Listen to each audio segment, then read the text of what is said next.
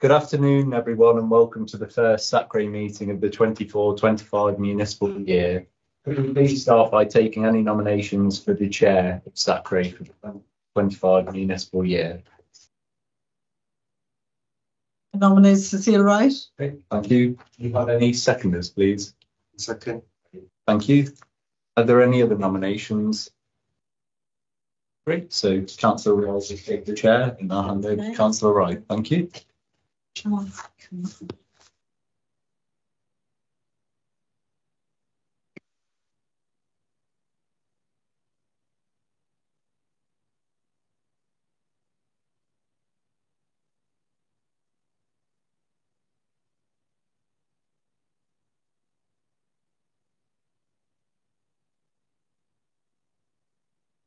Are we to vice chair and then we'll do some introductions? Yeah. Yeah, okay. Yeah. Okay. The appointment of the chairs for A, B, and C. So just for context, Group A is Christianity and Other World Faiths. Group B is the Church of England, and Group C is Teachers Associations. So check, are there any volunteers for chair of Group A? No one carrying on. I think it was me anyway. Yeah. Your name, please. Eve Sacker. Just check. Is anyone happy to second that, please? So for Group B, the Church of England, do we have any volunteers, please? I think I've got one here. I can do it. Is anyone happy to second that one, please? Thank you. And for Group C, the Teachers Associations. It was me, but I am stepping down, so I'm proposing that Iman is chairman of the Iman? Yes. Sorry, is anyone happy to second that one, please? Yeah. Yeah. Thank you. Okay, right. Thank you. So the appointment of the vice chair. Any nominations, please? Isn't that does that rotate? Yeah, so last year, I think it was you, wasn't it, Wendy? So I think if Eve's happy to do it this year, please, I think it'll... My turn, okay. Yeah, okay. Yeah. Having said that, Eve, I have to go at 5:30, so you may have to step down the chair. Okay. Sorry about that. Before we move to apologies, could we do some introductions for people who are actually viewing the meeting? Okay. So I'll start with myself. Councillor Wright, who has just been appointed as the chair for the year. Yes, I come from an education background, and it's the second year on this committee. Okay. I'm Councillor Carmel Ashby, and it's also my second year on the committee.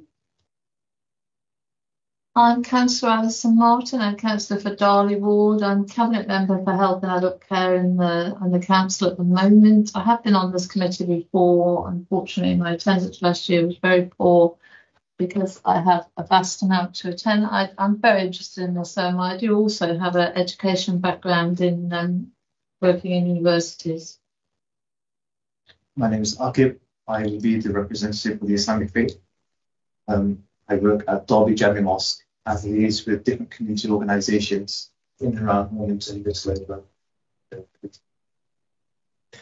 I'm David Owen. I'm a Methodist circuit minister. But for about 25 years, I taught philosophy and ethics and was a schools chaplain. And my last appointment for 10 years was at Loughborough Schools Foundation, which was a very multicultural interfaith organisation without any majority of any particular faith in the school. I have a great deal of interest in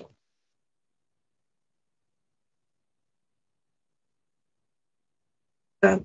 Kate McRae, I'm a trustee at the Open Centre.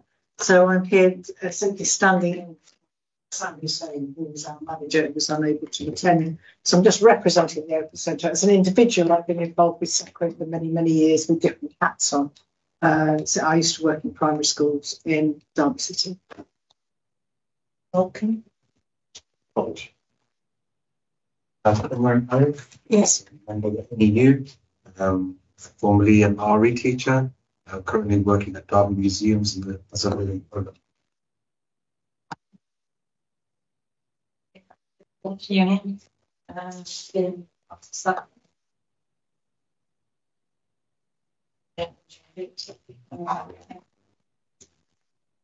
Secretary from September. I'm Eve Sacco, representing Jewish Faith. I'm also an ex-teacher and an ex-RE teacher. So, Jewish trustee at the Modern Faith Centre at University of Derby, and wear many hats. Zoe Higgins, Church of England. I'm a primary school teacher and I work writing RE resources. Thank you. My name is Shireen Barek. I'm a professional advocate for children education. I'm a member of Sharon Bookby's team in Derby. So I work predominantly with primary, secondary and nursery schools, and I support a number of different projects and work streams in the city. But I will be at Derby represent in education, hopefully, supporting this committee. So it's nice to meet everybody. And I'm Sharon. Sorry, Councillor. I'm Sharon Bookby. I'm the Director for Learning, Inclusion and Skills for Derby City Council. I'm Dominic Monaghan. I'm a Democratic Services Officer here at Derby City Council. Do an introduction. I assume we're in. Hi, sorry I'm late. Kieran Morgan again, Christian active participant at St Werburgh's, but appointed here by the City Council as an outside body representative. Welcome, Councillor. Thank you. Okay, shall we go back to the agenda? Item 4. Do you have any apologies, please? So we have apologies for Anita Matthews, Councillor Lonsdale, Polly Dillon, Judith Willers and Viv Lawrence. Thank you. Okay. We've just finished the introductions, but we would welcome your introduction, please. For my name, yeah. So it's kind of obvious. Just introduce yourself.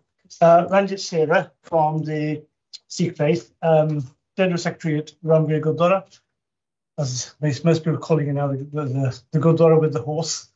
St Thomas's Road we had that invading last month. We're also secretary for the 5 Gurdwaras in Derby. Honorary secretary for everyone. Okay, welcome, Ranjit. Thank you. Okay, so can we do? Are there any late items for the agenda? No, you've been noted. Okay. Declarations of interest. Anyone? The minutes of the meeting held on the 1st of February.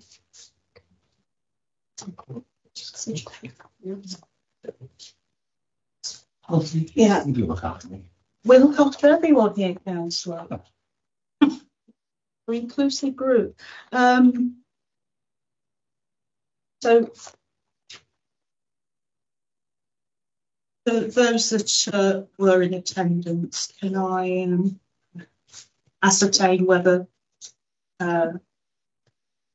page 1, this is for true record, page 2, page 3, 4. So can I have someone to move it that this is a true record and someone to second it, please?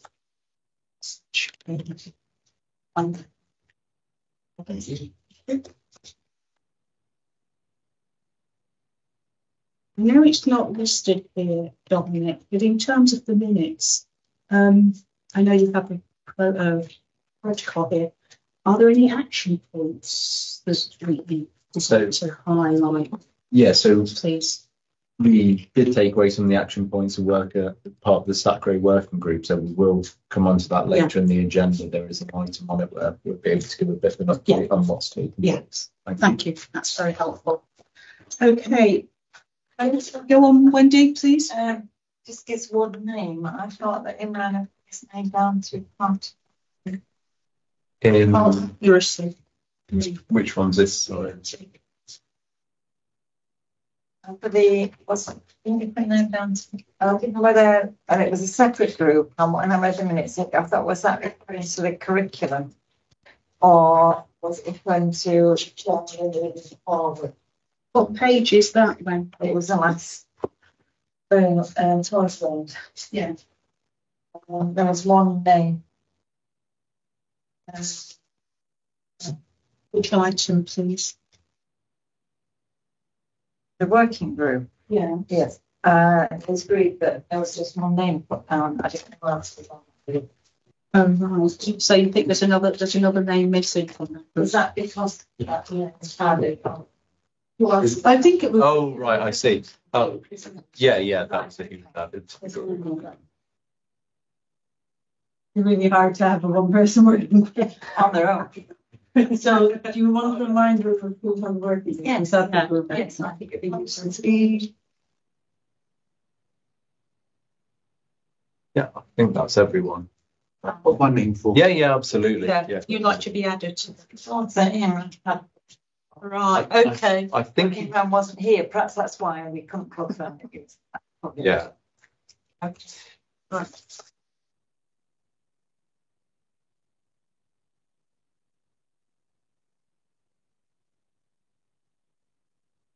Yep. Okay, we move to membership resignation and vacancies, please. So the following changes have taken place since the last meeting. Phil Royal from the Methodist Church has resigned. He's been replaced by Reverend David Owen. And then since the last meeting, Imran Arif has also been put forward by the NEU. So we're appointing those today. Towards the bottom of the document, you can see the list of current vacancies. I'll come to you in a minute. Tom, I'm really apologise to everyone. I've just got these blocked ears. So at the moment, I can literally not hear what you're saying, Dom. Okay. So eventually, if I can't hear, I haven't been able to hear much. I'll have to leave, I think. If I can't. No. But for the moment, I'm just asking, and I know this is irritating, but I wonder if people wouldn't mind speaking up. Yes, please. That's also Thank can't be you. left if you don't like it. Thanks. Do we not have a loop? That's another issue. Sorry. Yeah, you need to have a okay. Right. So can you just say that again with a slightly raised voice? Yeah. Sorry about that. Can you hear me, Alison? Come now. Oh, right. Okay. Yeah. Right. Okay. Right. So since the last meeting, Phil Royal has stepped down. He was our representative from the Methodist Church. He's been replaced by Reverend David Owen, who's here today with us. Yeah. And then also since the last meeting, Imran has been appointed from the NEU. And then towards the bottom of the document, you can see a list of current vacancies. We have reached out to all of these organisations to ask them if they'd like to propose any members. But this September, we're also going to be refreshing the membership of SACRE. So we'll be revisiting whether these groups still sort of justify a position on SACRE, whether any other groups sort of deserve more representatives, that sort of thing. So hopefully at the next meeting, we'll be able to provide a more accurate picture of what the SACRE representation should be here in Derby. Okay. Okay. Everyone happy with that? But next time you'll get a list of who's here in addition to where the gaps might be. All right. Okay, thank you for that. Working item 9, the working groups, activities and progress. Sorry, I'm happy to provide a quick update on this one. So we have met once since the last meeting. We looked at the NAS-SACRE, which is the National Association of SACRE's self-assessment tool. We went through the first stage of that and sort of decided that on the whole, there was definitely room for improvement with this SACRE. So I've been doing some work on that. So it's been held up a bit because of the general election, but we're definitely making progress on that front. So hopefully time we'll be able to provide more of an update to SACRE and sort of be able to improve how we assess ourselves. I don't know if anyone else on the working group has anything else to say on that. Yeah, shall I outline roughly what it is for those of you that haven't done it? Yeah, that would be better. So, the SACRA is the National Association of SACRAs, and their self-evaluation tool has been used by a variety of SACRAs to help refocus and find direction. So it's got a number of sections. We've only looked at the first section, and you rate yourself. So it goes from requires improvement, developing, established, and advanced. We are hovering around the requires improvement and developing. So what sorts of things did we talk about? We talked about funding and professional support. This is somewhere where we need development, particularly about, we need to clarify about the money, everything with the city council, isn't it, about money. And obviously, as Steve Ford is no longer with us, there is the question of professional support that we need to think about. The next item is about meetings. We rated ourselves as developing here. Attendance has been a continuing issue, has the representation of teachers. We've got a lot of ex-teachers, but that has been, you'll notice from the list that I think we've just got one unit. Yeah. Sad. So of course there's all sorts of issues there about timing. We've played with that already, haven't we? Trying to swap the time that would be more accommodating to teachers who are at work all day. There's the ongoing debate about meetings being online. Now, some SACRAs do meet online, but I think, Dom, don't we need a change in our constitution to do that? So SACRAs can meet online, but any decisions that they take sort of couldn't be endorsed by the council. Like the government, since I think it was 2021, you have to meet in person for it to be sort of an official meeting and for any decisions taken to be. So the council's position is that all meetings can take in person. Right. So I think this is probably worth us looking at because other SACRAs have definitely do it. I have because I know other councils do it with some scrutiny boards and stuff as well, but it's not something we'd be prepared to do as a council, I'm afraid. That's unfortunate because I think one of the, obviously the teachers here could comment about what the problems are. Membership, again, we rated ourselves as developing. There is a need for induction training.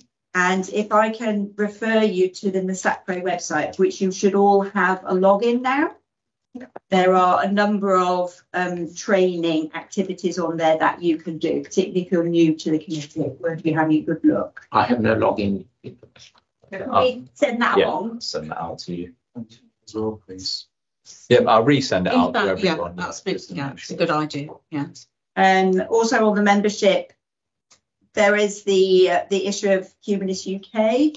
I think they were co-opted, weren't they? But at the moment we have. Yeah, so they have been in touch to say they'd like to put someone forward to be a member of Group A. So that'll be part of that sort of discussion we'll have between now and the next meeting on what the representation will be on SACRA. Yeah. Find out whether we can sort of justify having a humanist representative. So the next item is development plan, which we don't really have, but that's the point of the working group. So that was obviously requires improvement.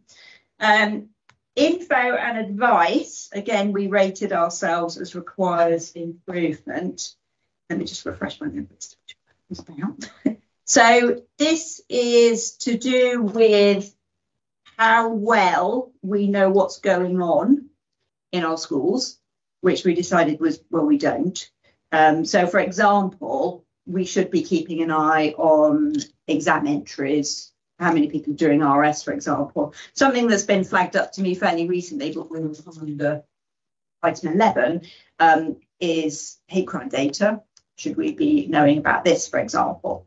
Other SACRAs do things like getting members of the committee to go through the school websites and look for how RE is represented on the website.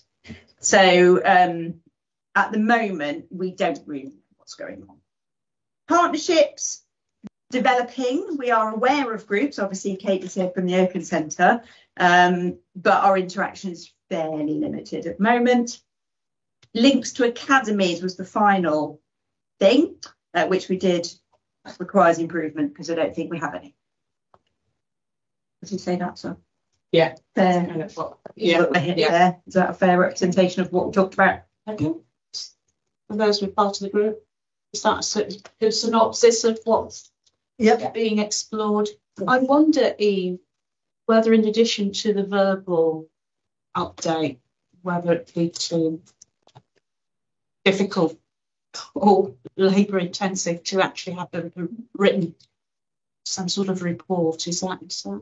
Yeah, did you tick the boxes off while that's doing it? something I can put together. Please, would you do so? Because I think it helps. Because the document has boxes that you tick. Yes, it's easily done. Yeah, so where possible, can we table a document in addition to the verbal update? Is it permissible for me to ask a question? Oh, by all means, yes. Because I'm reasonably new to this. How much does Sacre have when it comes to syllabus? Well, we choose the syllabus, so we will convene a extra committee very soon to pick the next syllabus, because that's, I think, due to renew in 2025. So, and what key stage is that for? All of them. So what usually happens is we convene that meeting and then we go to RE Today, as virtually all Sacres do, and they present a number of options. One is they write a bespoke syllabus, which is a bit expensive, but I understand Nottinghamshire have done it. Or you can pick from a suite of offers. So there's one which is mainly distinct religions, and then there's one which is more thematic. And the last time we had a bit of a conflict between primary and secondary colleagues, because primary colleagues wanted distinct religions and secondary colleagues wanted thematic. I don't know whether RE Today have updated since then their suite of options, but that's the cheapest. And if you buy their syllabus, there are added things that schools themselves can buy. But at the moment, we don't have an RE advisor, so we're not in the position that we can write our own. Just a thought, and again, forgive me if this is not the right place to ask. I taught what I thought was a brilliant syllabus from 2001 until 2050. And then the government decided to change it. I went from overcrowded classrooms to hardly anybody wanting to do the course. And I was just wondering, that kicked in 2016. Can we put pressure to revise what I think now is a syllabus that is not as good as it could be? Or does that not part of the remit of Sacre too? We only influence the locally agreed syllabus. We don't influence exam syllabuses. Okay, so this would not be for GCSE and A-level religious No, this will be for the lower key stages and then compulsory RE for 4 and 5 if they do it. Okay, sorry, thank you for giving that clarity. No, that's important to get that clarity, yes. Any other? Sorry, did anybody over there? Then I'll come to you. Please go ahead. Thank you, Councillor Wright. So, Eve, you raised a couple of points there around the support that you have as a Sacre now that Steve has moved on. And that being one of your requires improvement judgments within the self-assessment. So I can give an update with regards to that and a proposal about how we would like to move forward, obviously subject to your acceptance. First and foremost, I've been able to ask Shaheen to join as part of the team that will support Sacre. Shaheen is one of my members of staff who actively works in all schools, academies and local authority maintained to support on a number of levels. Curriculum will be one of them. RSE will be part of that, development of an anti-racist curriculum, but also the RE curriculum. So in terms of the links that you identified, you probably didn't have into academies, but also into teachers, that will be strengthened because Shaheen will be able to work and bridge some of those gaps. I have had a conversation with RE Today. Since Steve has moved on from Derbyshire, RE Today are supporting Derbyshire to deliver SACPRO. And RE Today have offered or proposed that they too could provide that support to Derby City SACPRO. They also provide that supporting in Nottinghamshire and Nottingham. So where we've got lots of trusts that sit across and straddle those four local authorities, there is one of the reasons why I'm making this proposal to you today is that they too can that there'll be a level of consistency, because you raised the point about academies. Academies will decide the syllabus for syllabi for their children, where we've got an opportunity to maximise consistency and ensure that children do not bounce between different syllabuses from infant to junior to secondary, but there's a level of consistency, then that helps for us to make sure we have maximum. RE Today are proposing that they provide advisor support to SACPRO. They will also support through undertaking a survey with schools on their thoughts about the current syllabus, with a written report presented in autumn for SACPRO to consider and review. At that point, there'll be the convening of a conference to look at the agreed syllabus and an opportunity to consider a revised syllabus. The current potential revisions include 2 new units with regards to Sikhism, Key Stage 1 and 2, and also an anti-racist unit to be built into the RE curriculum. The proposal then is that is presented to SACPRO for approval, with a new syllabus produced and ready for launch in spring 2025. So that also includes in the spring term a physical launch with schools, with teaching staff. Schools will receive the new syllabus at the launch with time to prepare and support through networks to deliver for the September 25 start of the academic year. So there will be additional network meetings delivered termly thereafter to make sure that that's also working well and is embedded. So I think we all agree that Steve has left a big hole in how we've supported, but I'm hoping that the proposal that we've discussed with RE Today is consistent with what you would hope, and that you think this is a good proposal to move forward with. So, Councillor Wright, I know it's not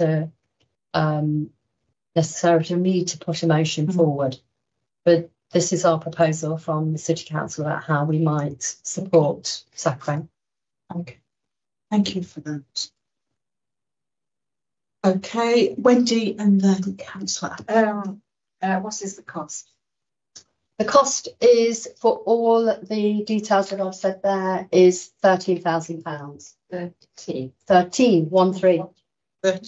With and that's an opportunity for all 107 schools to have our syllabus.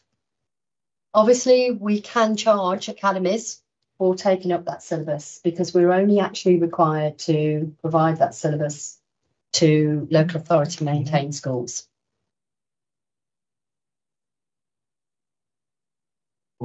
Just I'll bring you in.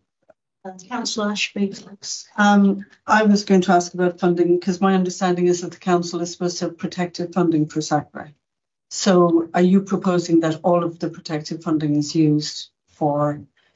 You didn't explain the breakdown of the 13,000. Is that? I present a full costed proposal for you, Councillor Ashby. Let me finish my question. What I was asking was, does the 13,000 cover the payment for the SACRA, the ready-made syllabus that you're discussing, or is part of it for Shaheen as well? No, nothing's for Shaheen. Sorry. Shaheen is a key part of my team. I didn't know whether part of it was. No. Shaheen. No, that Shaheen costs are in addition, but she is a core member of staff at the establishment. That's fine. That's what I'm trying. So the 13,000 is it's separate to the end of these. I think it's 30, not 13. 1-3. 1-3. Okay. And Shaheen, do you mind if I ask if you have experience with SACRA before? I mean, obviously you're very experienced in a lot of I'm a teacher by trade, actually, so I've got 15 years educational experience in that way. English teacher by trade and sociology, but I did it for GCSE and some A level, so I've got that sort of experience. It's not expensive in this particular forum, so certainly an area I will be taking further CPD in to make sure I'm up to date with all affairs. But yes. Okay. And is that? Do we know what the budget is for SACRA for the council? Because that was one of the things that Steve suggested. And I think it's a bit disingenuous to say since he moved on, he was pushed out.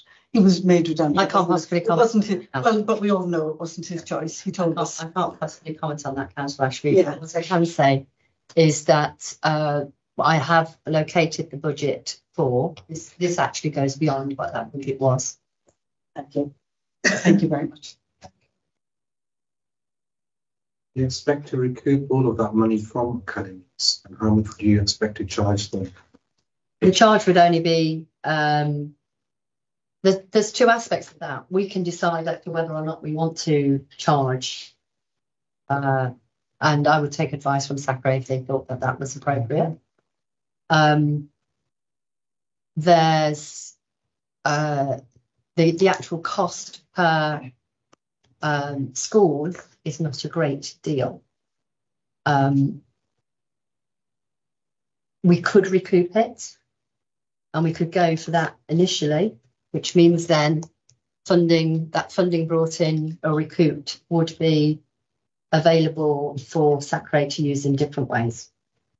So that's something that I think I would be advised by yourselves as to which you would prefer. Just before you, Alison, is that in relation to that question? Yes.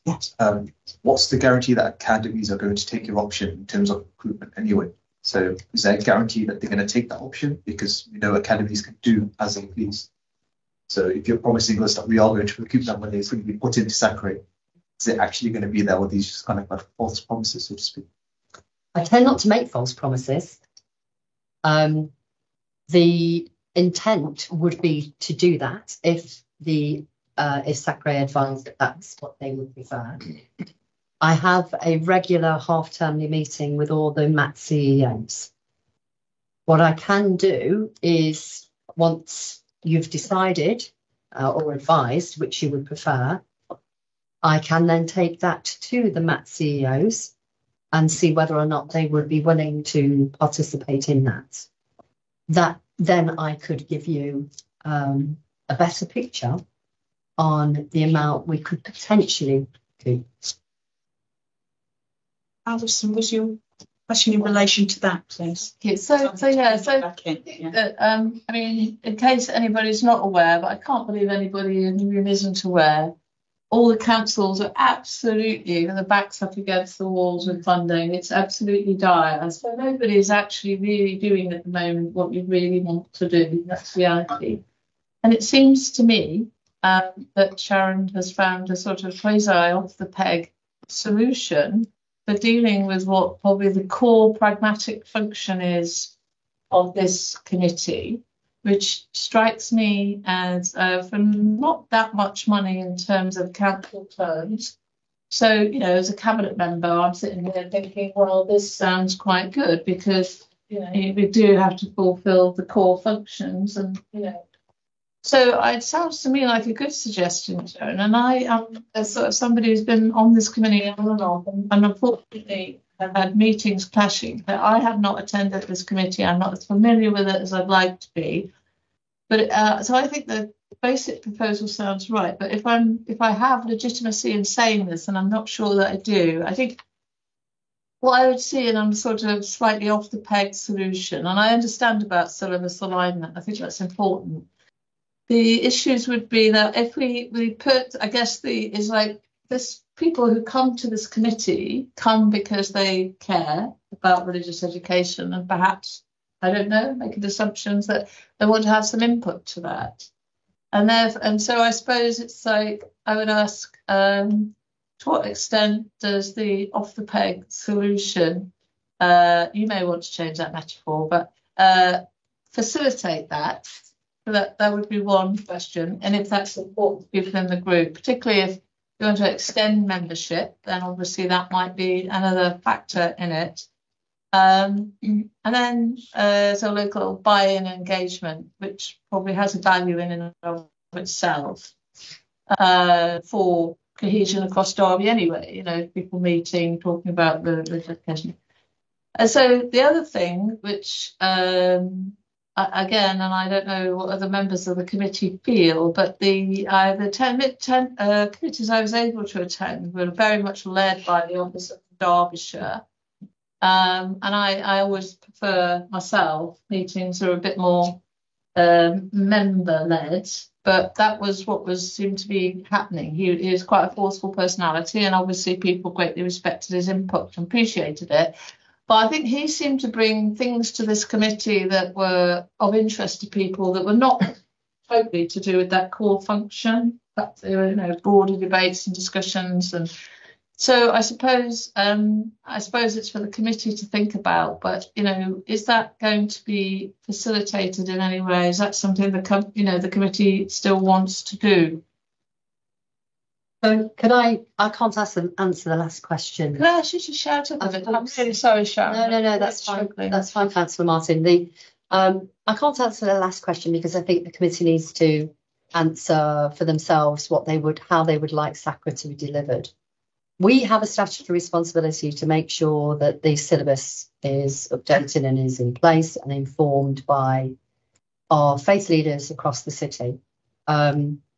And how that then can be enhanced is something for the committee to have a conversation about and discuss how they would like to take that forward. And I think the opportunity that we have with working alongside RE today is that there will be additional network meetings with school staff, which we have not had before. So in terms of how we can bring alive religious education in the context of Derby, I think there's opportunity there for us to think about and how to shape and utilise that support that we have from RE today and indeed from Shaheen. And again, that needs to be proportionate and it needs to be considered within the context of what we're involved in the discussions around the table of. And the reason why I say proportionate is because of the resources that it will require to deliver. So that's not only resources from the local authority, which, as you quite rightly said, we do not have additional resources to do as we would want. But it's also the resources of time of colleagues from around the room and faith groups. But we do also know that we're incredibly blessed by faith groups stepping into that space and wanting to be involved. So I think what we have as an opportunity to think what SACRA and its engagement with religious education within every schools could be. I've only been to one SACRA meeting because I've not been with the council for a full 12 months yet. So my experience of it was that I'm not sure what the connectedness between SACRA and the schools and children and young people was. That could be something that as part of the development plan, colleagues would like to strengthen. In terms of the syllabus, to build your own syllabus would be take a great amount of time and a great amount of expertise and expense that we do not have. The syllabus or the agreed syllabus, we can make amendments. There's syllabus A and syllabus B, as I understand it. I'm not an RE specialist. Will give the conference reviewing the syllabus or syllabi, the chance to consider where to go forward. Within that, the question would be, why would we want to write our own? It might be about how we deliver teaching and learning.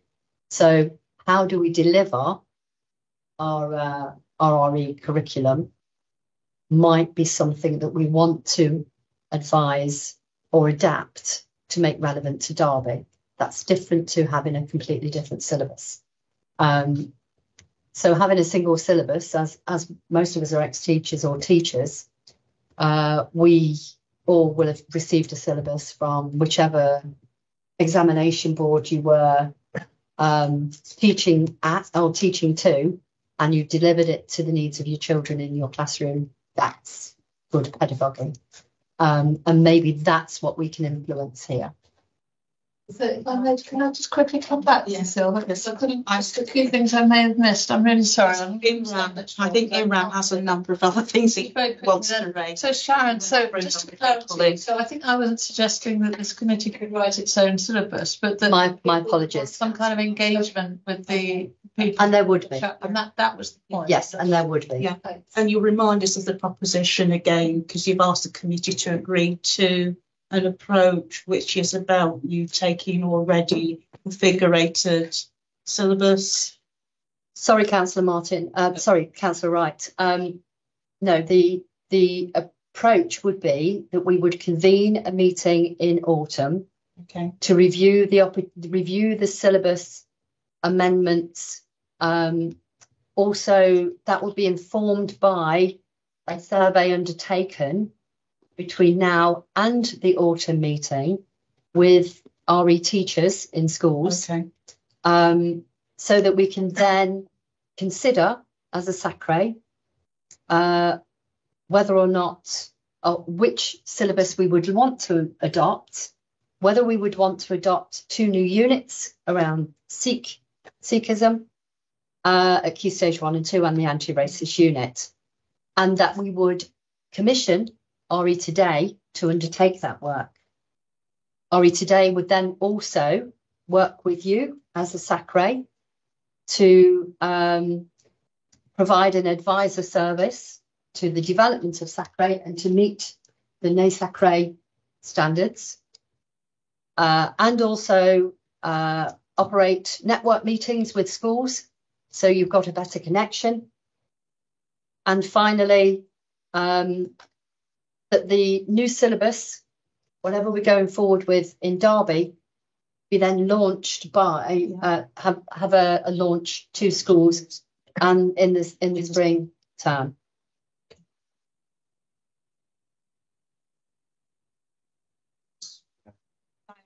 Imran to finish his question, and then I'll bring other people in. Imran, please. The questions were around You speak up, please, Imran, if you can. So it's around the anti-racism unit. Anti-racism unit. Have you got a prototype or a framework you want to work to? I've looked at that yet. Is that going to be RE Today who's going to look at that? Can we recommend the NEU's anti-racism framework, which I know some academics at Nottingham Uni are currently using and trying to review and implement as well? And so that's one question. And then the other question was a kind of a follow-on question from the council's question in terms of our role and our relationship to RE Today, which I presume we will potentially commission as it's a really ready-made option there. From my understanding, SACRE is a shareholder in religious education in the city and sanctified by law as well. But we really want to develop ourselves, so we need that support from RE Today to develop ourselves. We also really want to do that work with RE Today as well, because whatever they create will then be implemented for the next 5 years. So to what extent are we going to be able to do that, given that you're also now introducing another key stakeholder in all of this, and that's the teachers, in schools? So I think it's a very good question, or set of questions. The anti-racism unit has been developed on the back of consultation and exploration about, particularly I notice on the agenda, the Sacre support to schools during geopolitical times and turmoil. So, so in terms of that, you will be able to review the units to see whether or not you wish to include them.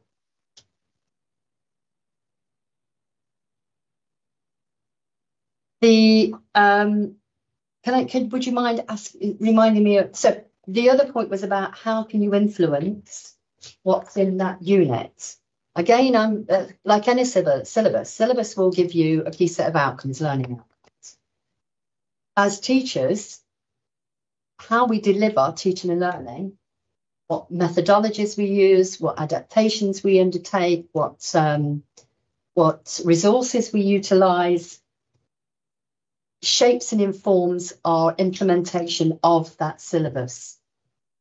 Our work with our teaching staff could be in the context of that. So I think pedagogy is not determined by a syllabus. Yeah.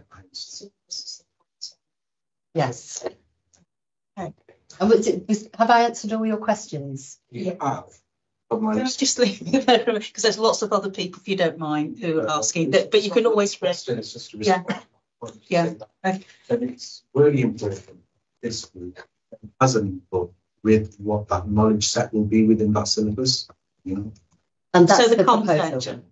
You are suggesting that the group also have some influence, some contribution to the content, the material. Okay, thanks.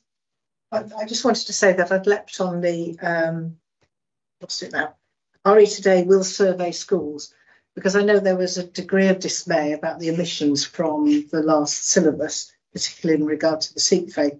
And I know about my colleagues at the Open Centre, albeit we are a bit of a hybrid to the whole setup of the development of RE in the city. We see RE teachers 7 days of the week of school term times. So we would be very excited to be part of the process, because I think we've probably got a lot to do. It's a very, very quick Ranjit. But people who've been on the committee a long time will remember that all of this was said last time, wasn't it? You'll get to consult, you'll get to look at it, and yet we ended up with a syllabus without Siki in it. So can I just really ram home the point that particularly Committee A wants to have a look at this?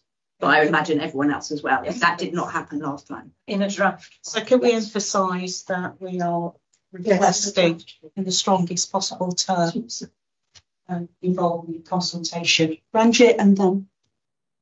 Thank you, Councillor Wright. Thank you for catching me. My apologies for being late. Thank you for that presentation. I think the use of or the working with RE Today is a no-brainer. So we've come to accept that.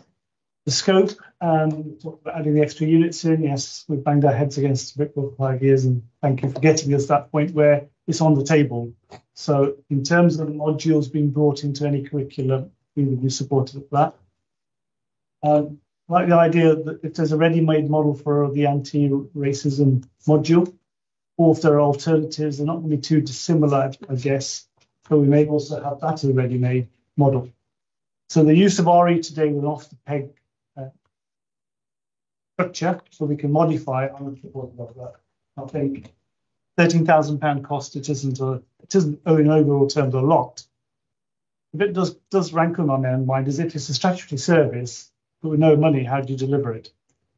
So just try and square the circle. I think cost to academies should be put on the table. What that cost should be, we can work through that, but very roughly in my head, £13,000, 100 schools, that's what, 130 £150. Personally, the schools which are managed by the LEA or the council should get an exemption from that fee. So everyone has a fee with an exemption to maintain schools. So that's a cost side. And implementation, yes, it's great to have the off-the-peg solution. Let's not miss a trick again. There may be other gaps in the new curriculum or the new syllabus which misses other things out. So, and this is not to yourself, but to us sat in the room. When you see it, read it. Yeah. And quite often these documents can be short notice sometimes. And they're on links, which you then have trouble trying to get hold of. So I would ask Dominic if they can be produced and shared in such a way at good time and in a format that's easy to flick through late at night. Actually, maybe even hard copy if we have to do that where required. Maybe old school, but sometimes reading through hard copy and inking up pages is sometimes easier to try to read through something which is online. Yeah. Or if there's an online version of doing the same thing. Just the feedback's got to be really important because, like we said, it's setting the scene for the next 4 or 5 years before we get an opportunity to review. So let's get involved with implementation. Cost, I think, should be spread and borne by the people who take it up. And if you can, look to the academies and see if they'll buy into it. And for a couple of £100 each, I can't see them not taking a ready-made solution that will be across the whole of Derby. And Scope, thank you for whoever did the hard work to get the curriculum reviewed. Thank you. Thank you, Randy. That's very helpful. Yes, and I will endorse that as an education committee, we should ensure that material information is as accessible and timely as possible. Thank you. A couple of questions. And yeah, I think, we've worked with RE Today before. I've got a lot of experience working with RE Today, and there's no question that they'll, do a good job in that context. I wondered about the time scale, because obviously there's surveying teachers. There's not that much time left to survey teachers before the end of term. And then realistically, for it to be launched in the spring, which it clearly needs to be, in order for teachers to use it from September, that only gives us 2 meetings, if we're meeting once a term to do that. So I just wondered if there was a timescale plan on that, or if we need to kind of give those deadlines to RE Today. I'm not quite sure. And the other question was whether it will again be a Derby and Derbyshire agreed syllabus, and whether therefore those networks will be separate or together, and that training, I don't know, because I don't know totally how councils work in that way, but would be interesting to sort of know. Okay. So in terms of the deadline, one of the things that can I just pick up on another point? RE Today won't be your only resource, so the most important person in the room for me in terms of resource out to schools will be Sheen, and I think that needs to be seen about how we can make sure that development plan looks to think about pedagogy and looks to think about resources and bringing teachers together. Certainly at pivotal points during the academic year as well. The deadline, the intent is that whilst we've got the SACRA meeting in autumn, I do expect there to be a working group that comes out of that to look at the syllabus, because it cannot be done in one evening in an hour and a half to 2 hours. So that needs consideration and also reflection on the views of RE staff within schools. So those the questionnaire is ready to go, although I haven't seen it as yet myself, and I'm very happy, Chair and Vice Chair, or for people to review that questionnaire before it goes out, but it will need to happen quickly. Would it be too cumbersome to send it out to the whole group? It would be fine, but it's very difficult to develop a questionnaire by committee. Yeah, I do appreciate that. So there is the so in terms of time for consideration, that for me was quite important, because you cannot be expected to respond on the hoof. The spring between January and March, that should give us sufficient time then to come back or accept the view, and this will be down to you as an advisory committee as to whether or not you want to give authorization for that working group to sign off the syllabus, or that needs to come back here for final consideration. You will need to consider that. And then the event can take place in the spring term to distribute that. Do we have the timing for that though? I don't have Sharon? the timing pinned down That's today. always the issue for this. Yeah. Right. But we can certainly make sure that that's relevant and appropriate for you being able to influence and consider. The event and the launch can be a joint event between Derby and Derbyshire. And we're going to go back again, but how we then develop the link between SACRA and schools is a Derby City focus.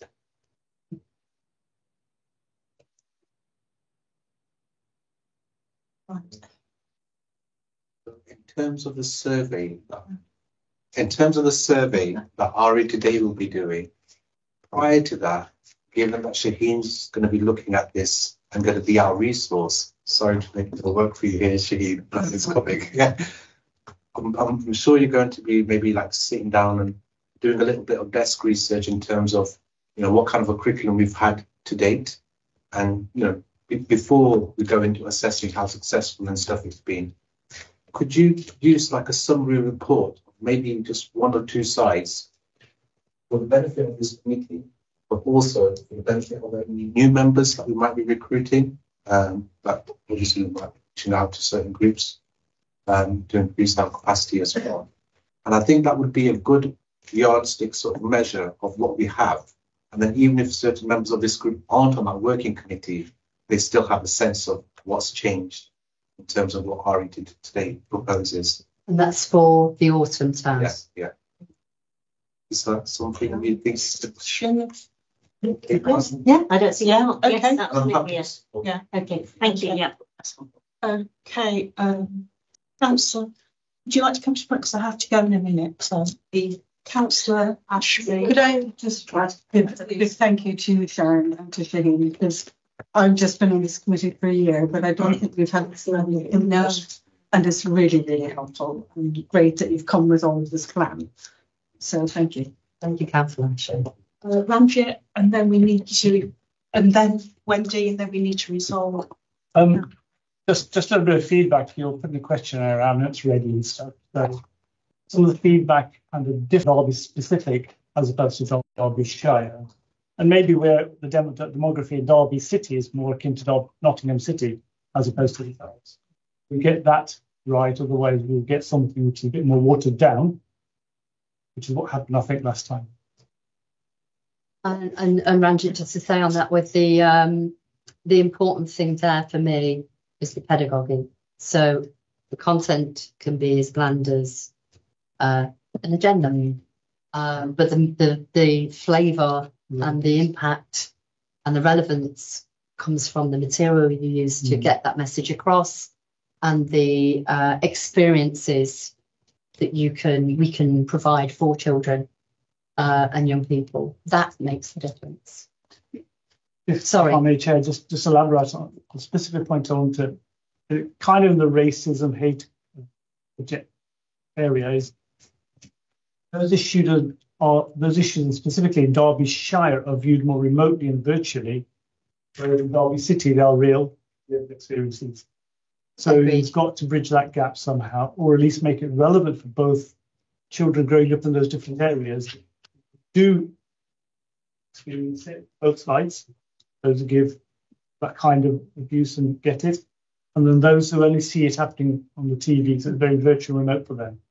And there's a different way of tackling that. I know your teachers are very clever at that, but we need to set the tone right here that those are two distinct ways for audiences to show. But yeah. And I would agree entirely with you, and I think that's one of the benefits of thinking about the self-assessment, is that the development plan was clearly laid out. So you as a committee need to consider how we as a city could respond to the issues, and what can we do? How can we make that change and impact? That could be outside of the syllabus, or actually embedded in, or as a consequence of the syllabus and the pedagogy within the teaching and learning of that syllabus. Absolutely, and this is where Shaheen will obviously play a major role. Wendy? Yeah. thinking back to what we've done past, I think I remember we covered the costs through the actual training, the launch. The cost, the whole thing was covered by that. So are we charging for the training and the launch, to which it was very well attended, and that, you know, it was a terrific launch each time. Now you brought with us, and I get the feeling around the room, some people have seen things in writing that we haven't tonight. Councillors seem to have had oversight of a specific proposal. I think it would have been nice. That's not actually, no. Okay. I've got the proposal in front of me. Okay, no, that's fine. I think it would be helpful if we could have had it, you know. I appreciate that. Noted, Wendy. Okay. I think that if the committee is, you know, going to accept this way forward, Sharon, I think my view would be that I agree about you need working parties to look at the detail of things, but I think it's perhaps unwise and unsafe for the working party to be left with the final sign off. I think those sorts of documents need to come back to a full committee for a sign off, and then everybody's got the buy-in. I agree with that. Yes, certainly. Not saying just technology ahead. We've had it earlier. A great idea that you could have the working group or whatever meet on Zoom. Which is what one of the key decisions, of course. Yeah, timescales are tight, so it's let's do more of it. Does everyone feel that they've had their say? So just to summarise, pragmatically, we need RE today is a sensible option because this is what they do. In some ways, it does render SACRAES irrelevant because we're sort of moving towards an unofficial national curriculum, but it is what it is. But the concerns that I've been hearing are the need for consultation of all stakeholders, so teachers, communities, and the need for us to be keeping an eye on this all the time. And our other big concern is the time frame, getting this done. Yes. Sorry, just before we close everything up. So we proposed buying in a syllabus or a curriculum. How would we go about doing the opposite in terms of making it? So if hypothetically speaking, we were to do it, how would we go about doing it?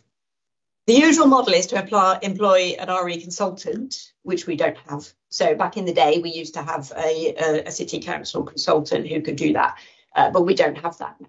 It would be a substantially more expensive option than going with RE today. We need to vote on anything that we're happy with this. So we can take a vote. So if members of Group A are in agreement, there's one vote for each group. So members of Group A are happy with that proposal. Are we happy, Group A, to go with RE today? Whether we have much choice, to be honest. You're an A. So sorry, just for yeah.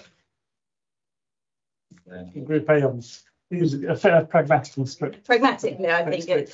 Don, you need to make clearer what exactly it is we're voting on, please. So it's the proposal that Sharon's put forward. So for RE today to provide an advisor to SACRAE and to progress the agreed syllabus.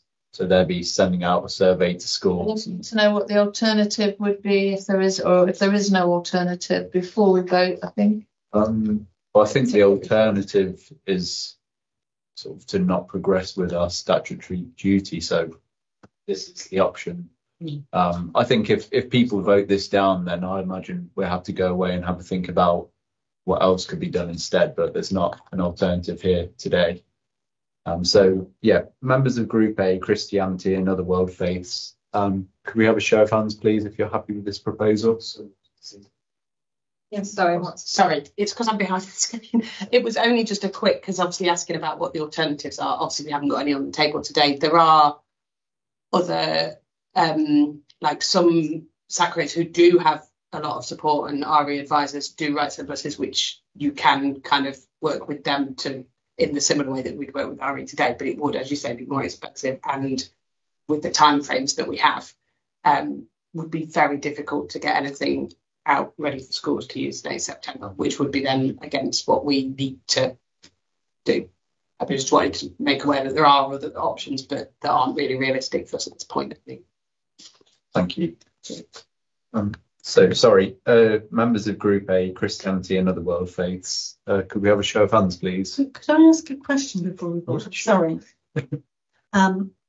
Was I right or wrong in was part of the proposal that RE Today would also provide support and training for SACRE? Yes. I was just wanting to check that out. Thank you. Okay, so Group A is sorry. It's all right. Yes. Christianity and Other World. And are in agreement, I think. Votions, but you know. Is that a question or I'm voting? That's okay. Voting. Okay, good. And then remind me the other. Group B is the Church of England, which I think is. Group C is the Teachers Association. Yeah, and then we have councillors. Yeah, so councillors are Group D. So I voted on Group A, but I've just been told I'm on Group D. But my name isn't there actually. But that's my name's not on that name. On the one in the agenda, sorry. That's just the vacancies. Okay, sorry, yeah. So yeah. So we're carried to me. Yeah. Yeah. Thank you.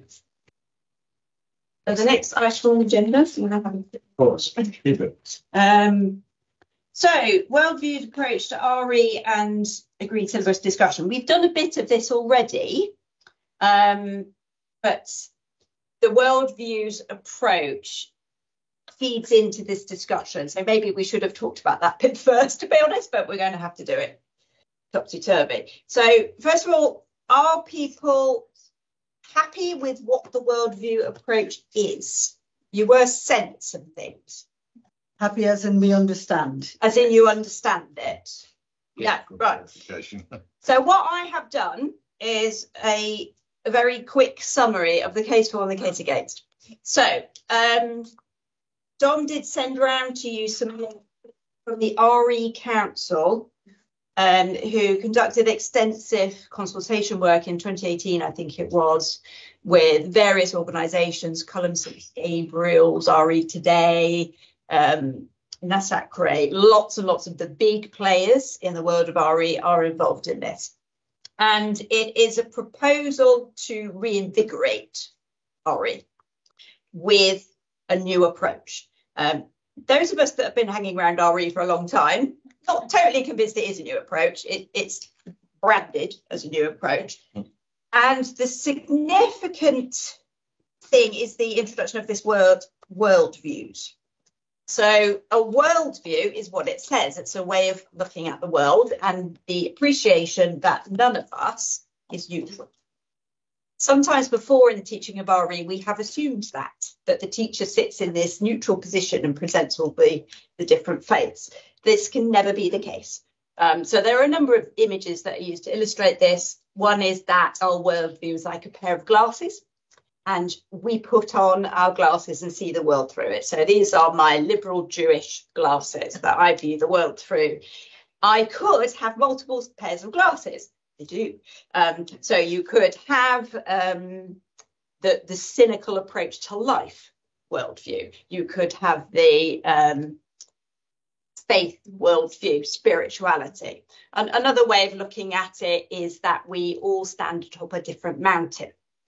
And part of the worldviews approach is encouraging us to come down off the mountain and go and visit someone else's mountain, but also to appreciate the diversity that is on our own mountain.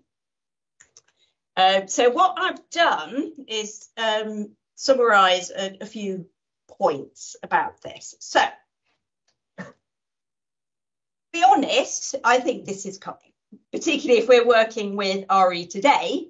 This is what we're going to be getting. This is the way that the world of RE is moving, and obviously RE Today is involved very closely with it. So any syllabus we buy from them is going to be grounded in this approach. So the idea is that students will be introduced to the idea of what religion is and what worldviews are, the impact of those worldviews on individuals, communities and societies.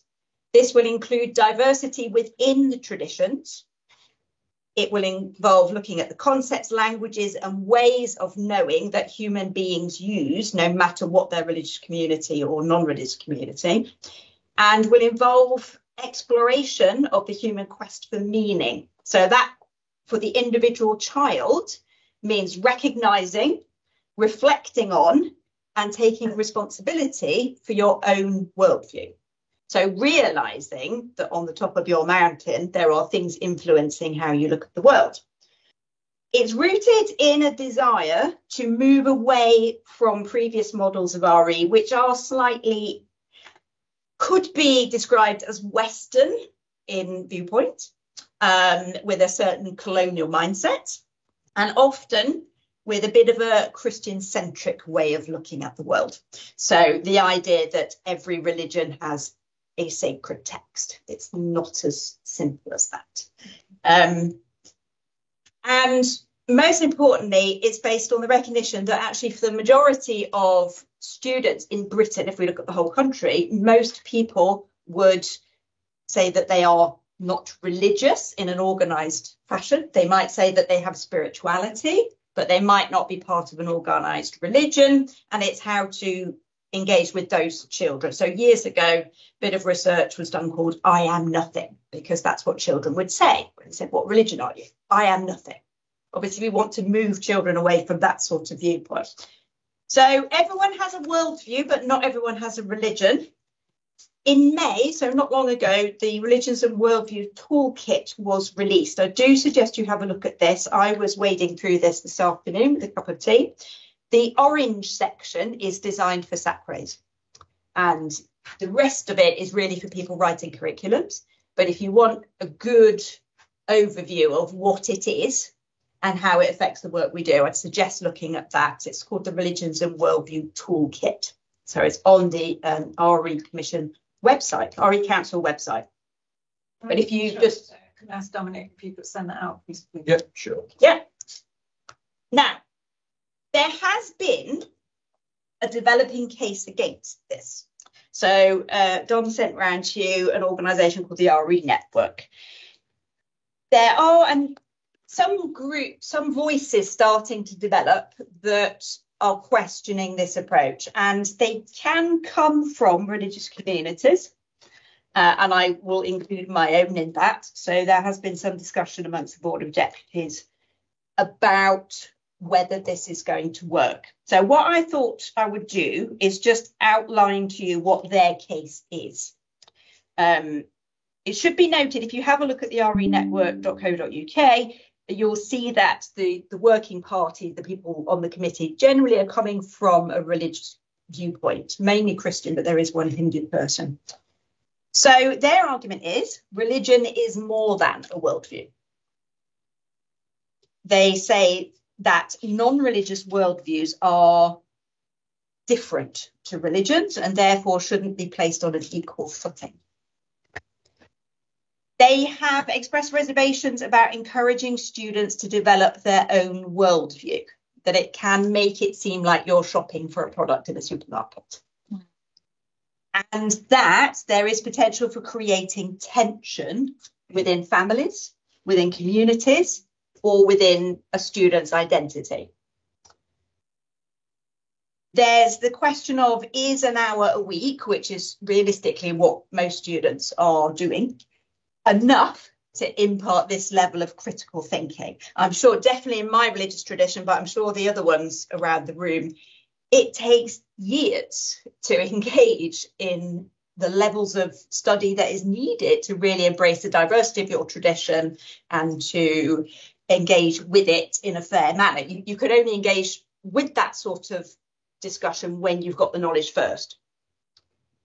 Some have argued that this is a dilution of religious content, and in a way it's almost like non-religious viewpoints are taking a chunk of an already small pie. And a further reservation that's been expressed is that non-religious viewpoints are not organised systems of thought. So how can the same models apply? Now, I am thoroughly on the fence on this and undecided about what I think. So I hope that I've given you a sense of both the arguments for and against. I personally think the questions that we need to address as SACRE is, where do we stand on this? Personally, I do think that this is the way the world of RE is moving. How are we going to engage with any of those criticisms that I've just outlined? And how are we going to reassure parents, faith groups, etc., that this can work? Okay. Oh, I forgot your name. It was David. David. I read the material with great interest.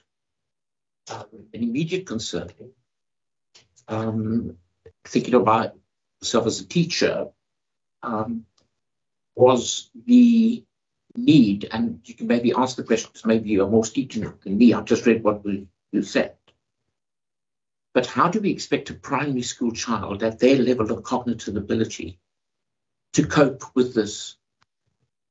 You know, I know it may be very politically incorrect for me to raise this, but I found a book written in 1968 by Ronald Goldman called Readiness for Religion to be very insightful for me as a teacher, where he took the then unpopular notion of Piaget at levels of cognitive development, which was the only mistake people made was seeing him as rigid. But there are definite phases. I mean, we don't teach calculus to, year one. They need to build on something before they can get to dealing with that sort of thing. I mean, while as a philosopher, I love the worldview approach, but I just wonder how practical it is and how much damage it can possibly do.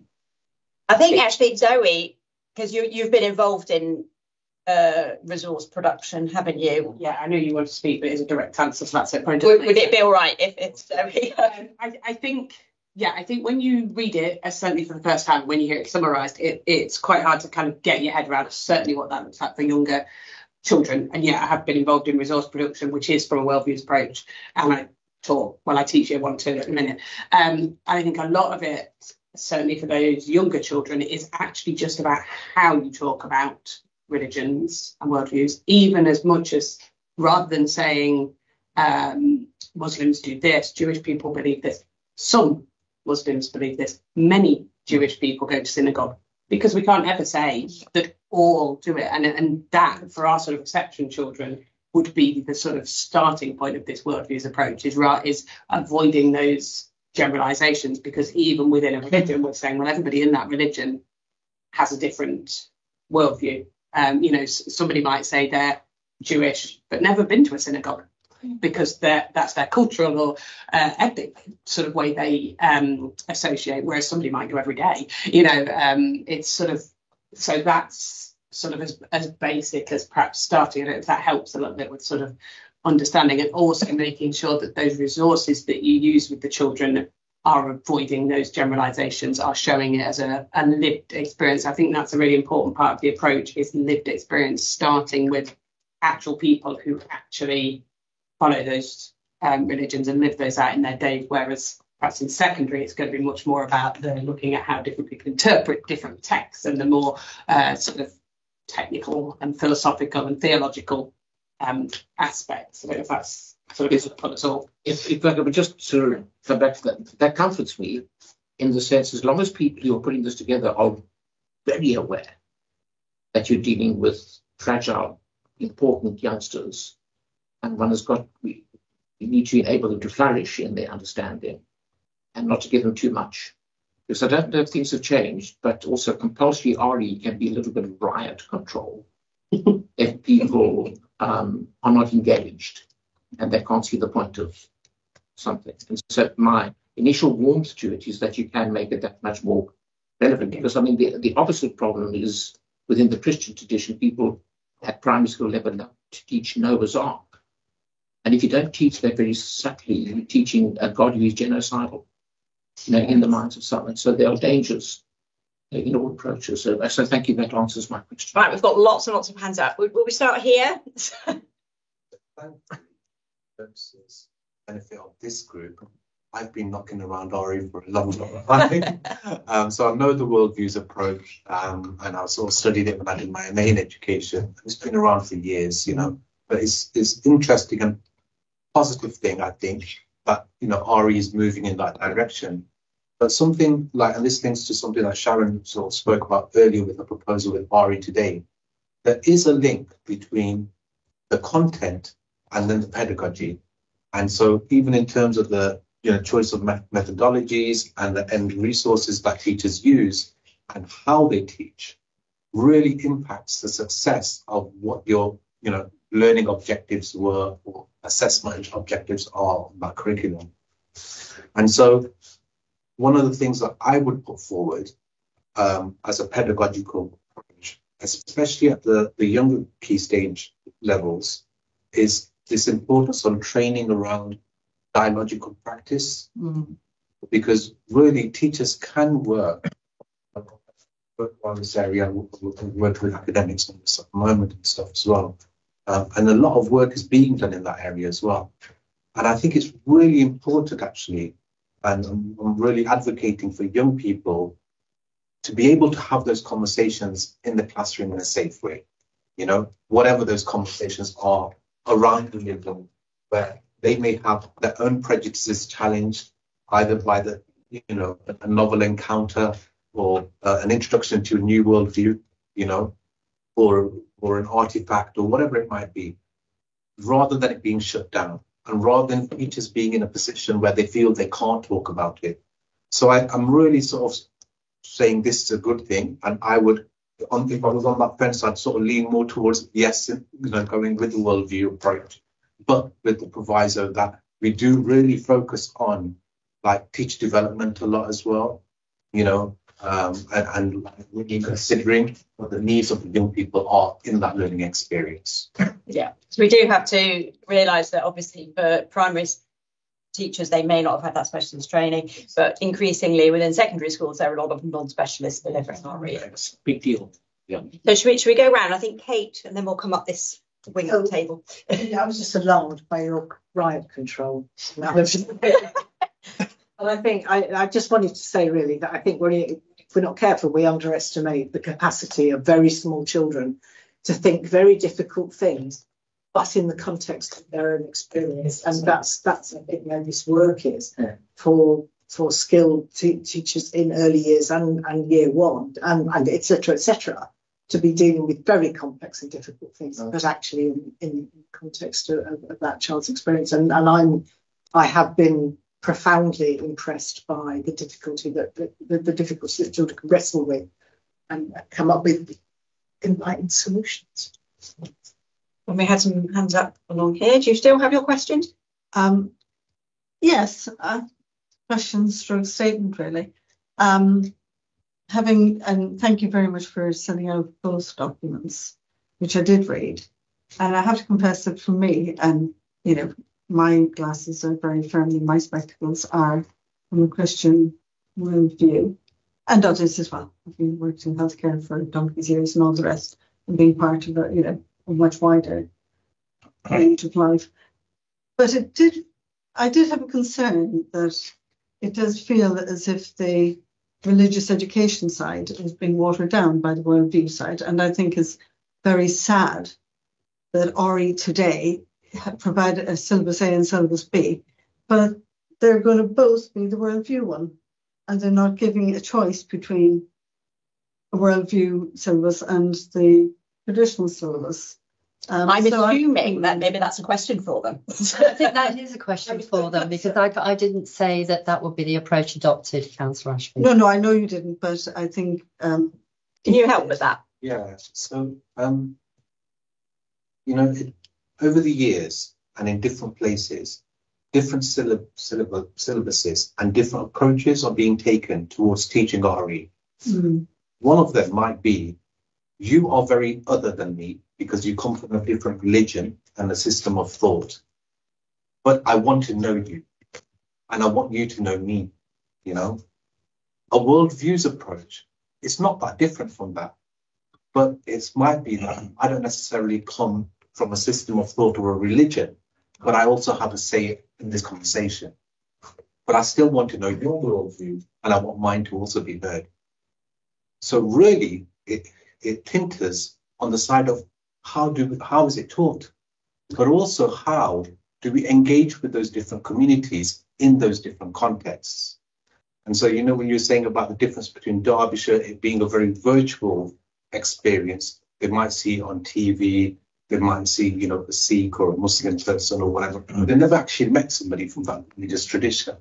How can we do school trips or, you know, to religious places of worship or whatever? You know, so this is, I think it's more to do with the practice, the teaching and learning side of things, and how we then sort of draw on that content and knowledge, you know, exactly, and organizations like the Open Centre.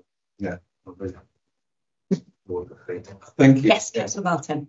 So I confess to never having taught in schools, but my academic area is philosophy, and I think it's extremely sad that we don't teach philosophy in this country.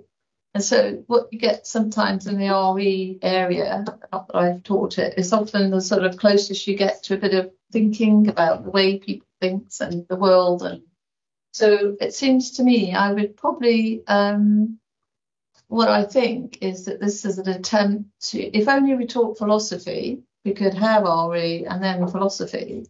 This seems to me a way of kind of fudging the issues by bringing in a bit of worldview, and I'm because the thing is, I mean, any baccalaureate student in France would be able to tell you that the concept of a worldview is entirely consistent with the post-Enlightenment secular idea of the human subject having a certain agency, overlooking the world, and having perspective or visions on it based on a kind of Kantian idea of knowledge acquired. That is actually what's going on here.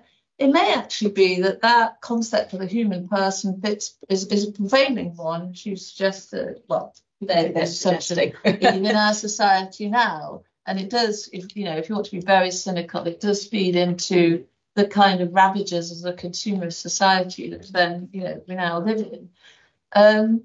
So I know that's very picky, but I think the idea that this is somehow the world concept of a worldview is a kind of as a worldview.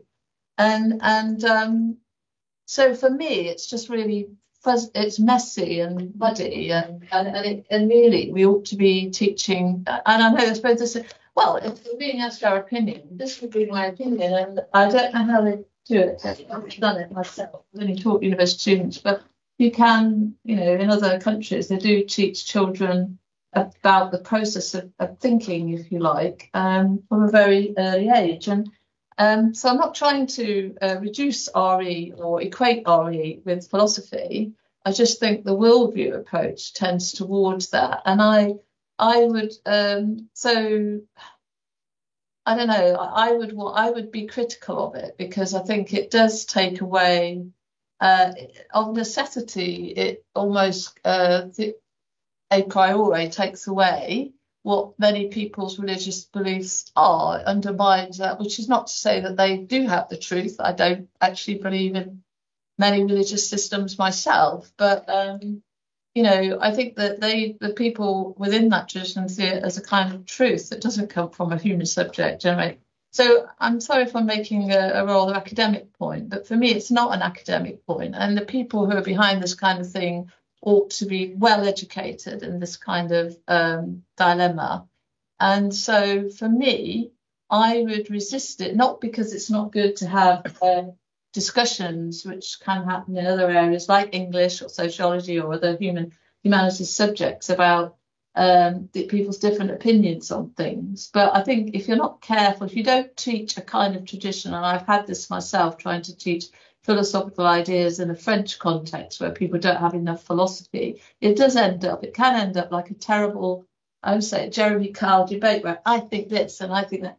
And actually having a structure of body of knowledge or thinking or traditions to situate debates, I know that's what we're not talking about 5-year-olds, but is very useful in a proper education context. So on balance, whilst I believe, I'm pleased that they're trying to bring in something that perhaps suits more of a secular society, my view would be, I think they should just go the whole hog, introduce philosophy to the curriculum and let RE sit as it is. This is one of the counter voices that's been made, is that, yes, we need to do this, but is it RE? Should there be another stream, philosophy? I mean, I have the sort of feeling they're saying they want to counter Western colonial viewpoints, but I can see the Western colonial viewpoint in this. It is absolutely yes, like a Western viewpoint. Absolutely. Yeah.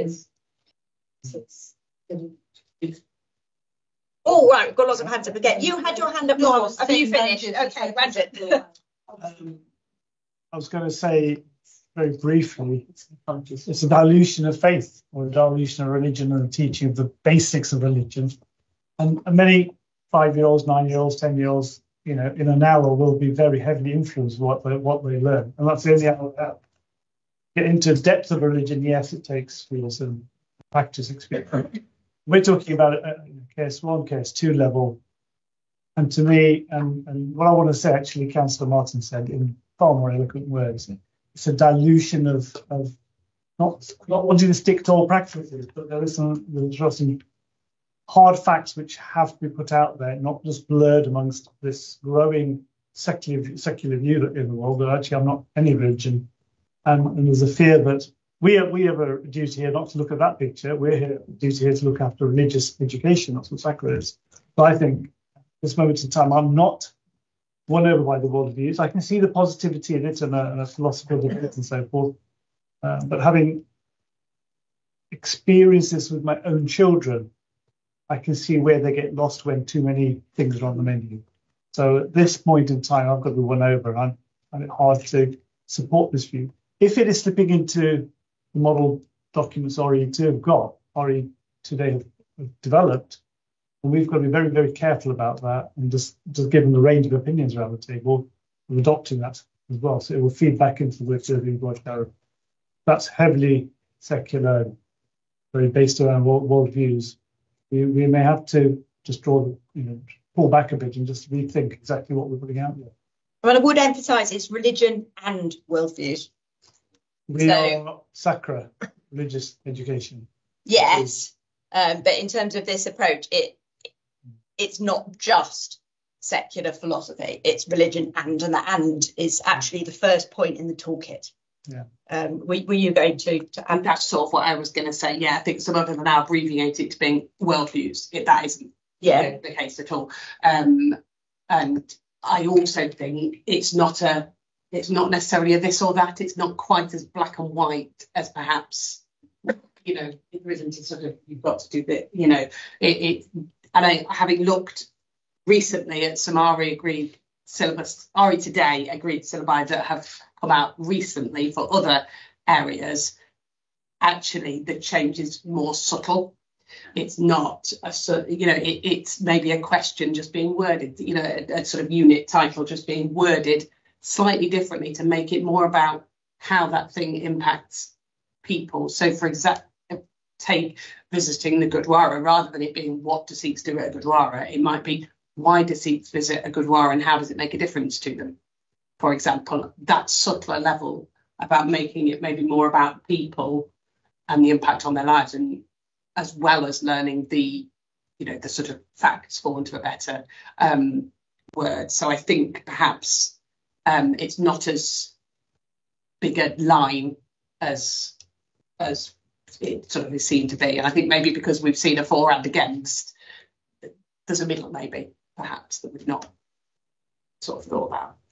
Yes, Chair. Following on from that, that's going to warm me towards that. Can you speak up, Brandon? It's warming me towards a different thought, but is this a thin end of the wedge? I'll leave it there. Is this a slippery slope that we can inevitably get onto and then not be able to come back from? I mean, I think in a way it's something we've just got to work with, because that's where the world of RE is going. Obviously, philosophers have opinions about slippery slope arguments. I remember for teaching it.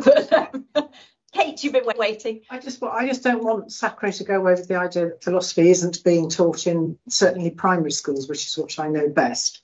So philosophy for children has been embedded in primary practice for 15, 20 years. And thinking skills are very much in the centre of the way good primary practice is, and exactly illustrated by the example you just gave, which was not what Sikhs do, but why. Why would these people come? What would people get out of here? I just want to get that on the Well, the middle. so thank you for that correction, Kate. I suppose what I'd like to see is something a bit more like we have in France, you know, where it's well, it's here, it's in the QUK, and it's actually acknowledged as a, you know, and then we can move on from primary into actually, you know, studying ideas systematically, you know, a really more rigorous. But it is good. Thank you for correcting me on that. But it isn't. It doesn't. We don't have it embedded in the curriculum as they do other countries. I mean, we don't. I mean, it's not really relevant to this thing anyway. Other than, well, I think it's relevant the way I made the argument still, because yeah, a worldview. Yes.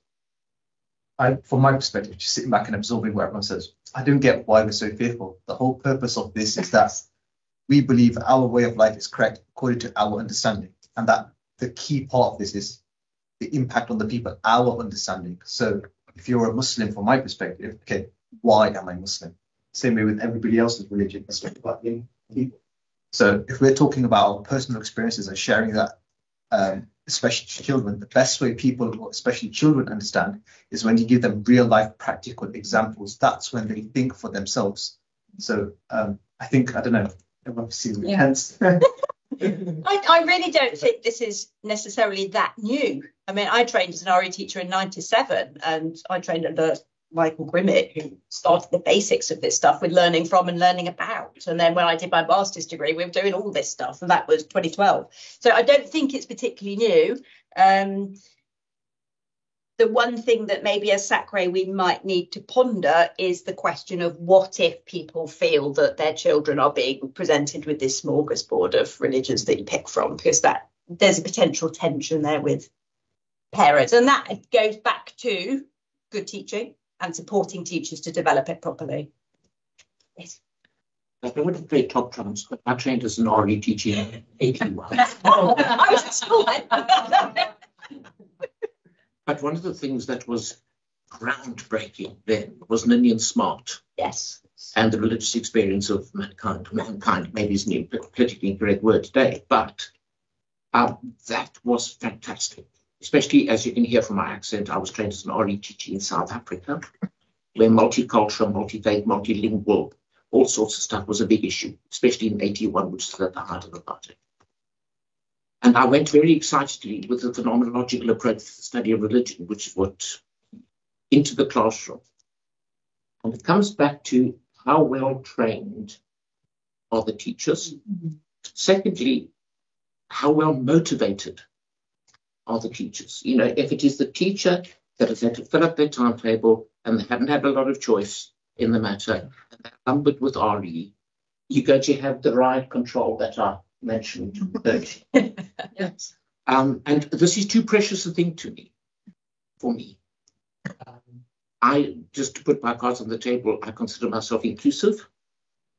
And so the whole approach of you're different to me, but I want to be enriched by you, the way we differ. I want us to come together and enrich each other so that we can not only understand, not only tolerate, but to get much further, that we can celebrate and rejoice what we all bring to it. And so, unfortunately, the Ninian Smart approach only worked with those people with either a philosophy or religious studies or theology degree who were highly committed to it. Those people who came from another subject area, who didn't want it, who considered themselves to be non-religious or whatever, who sometimes considered themselves anti-theists, it was a problem. And so I think it comes back to the inability of any of us to make an informed decision until we see the content of what is proposed. And then in that content, I think a lot of the fears will be allayed, because as you say, there's a lot of, to use my favorite, inclusiveness in it. There is a lot of, and I think one of the key things that it does well from my superficial reading is it includes diversity within a faith. Because unfortunately, because of the media and social media and God TV on the televisions, people have a warped idea of what Christianity is or what Islam is or what any of the world faiths are. And that is where schools have a vital role to address that. I think once, like you said, that kind of arrives and you see what that curriculum looks like from a worldview approach, that's actually the point at which like our work really begins here as a SACRE as well. For each of the representatives from the religious organisations to religious groups to advocate for their religious perspectives, but also as a union representative, how even though we want to train staff and we want them to do really interesting learning experiences for young people, I'm going to want to reduce their workload and sort of advocate for them, because that's my role here, and I want it to be creative and then to have a say into what that might look like in the classroom and things like that, and get learning from them, so that questionnaire and things like that. So I think, the world is open to us in a sense for this, and we are moving in that direction. It seems. To be fair, that covered a lot of it there. But I mean, look, there's a lot of points going around the room. I appreciate the clarity of the use of the word "and," but I also think that "and" is part of the problem, because by lumping two independent thought processes together, you're inevitably going to dilute one or the other. I welcome the educating of ability to think and worldview. I'll welcome that at any age, because again, another great point was made that people can surprise you by what they can absorb. I welcome that, but I don't think it's an "and." Yeah. And that's what my inner dialogue is saying. I couldn't possibly deliver that message as eloquently as you did, but that's my concern. The dialogue's there now, so when I do see what comes through, I'll reserve judgment, because that's the right thing to do. But I'm almost pre-programmed now to be watching out for diluting one matter by the introduction of the other. But originally, I was going to say was that you made a point about considering how this is positioned to parents who want to know that we're discharging our responsibilities correctly. And I know we can't do that yet, got to wait, and that's an unfortunate position to be in. But that's the key thing for me here, because I think the world's moving that way anyway. We've discussed, we're almost going to have our hands forced into buying it. And that's fine. That's the most efficient route of least resistance to achieve the objective of this committee. So I get that. So the world's going there anyway. So for me, the more important element here for us is how we're going to position that decision in a way that we don't make it look like we just sat back and let it happen because the world's going that way.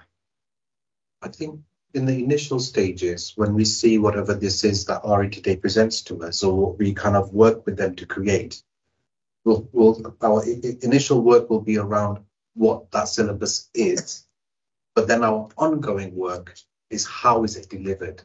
And that's the work we'll be doing with the teachers and the actual, of education. So there's a lot of work, it seems to me, from that this group will be doing imminently in the next year or so. But then also, I think we should stay committed to seeing it through in the long term to increase the quality of teaching and learning in our schools around and increase that capacity by whatever expert. Perhaps that's the message that needs to carry forward. Yeah. Question, Chair. I deliberately, to some extent, put opposing you because it's been good debate here. One question I would ask just around the practitioners around the room is, you mentioned it there, what was taught, how it's been taught. Or you said it was changed over the years.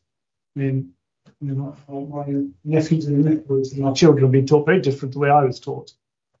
And they were taught to think more than the facts. So, question is, pace of what has been taught has been what it has been.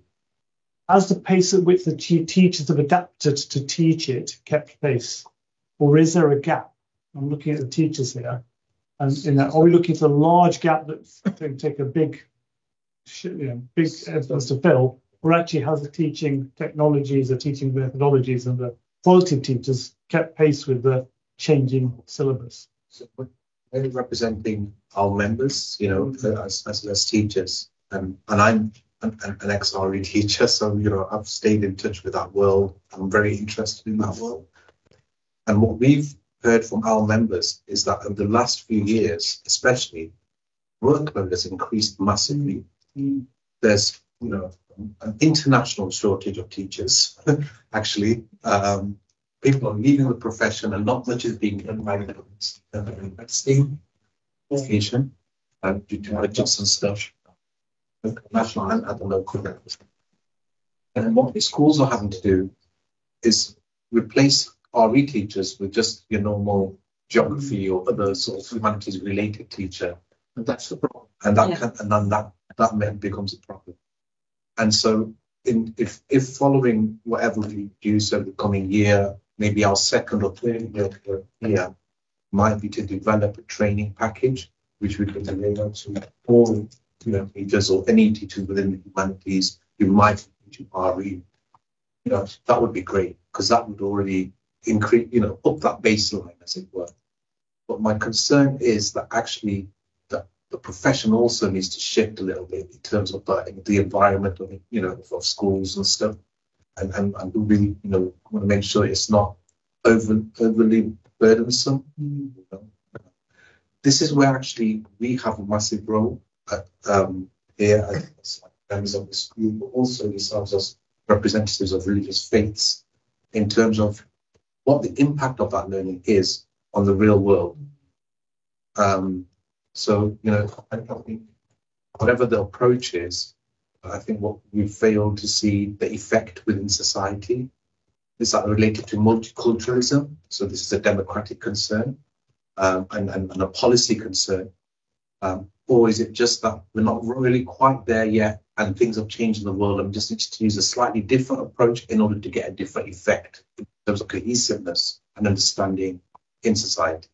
And that's a massive role there, so yeah, Kate as well is now actually resources like that with the Multi-Faith Centre, which although the Multi-Faith Centre doesn't do education, the Open Centre does.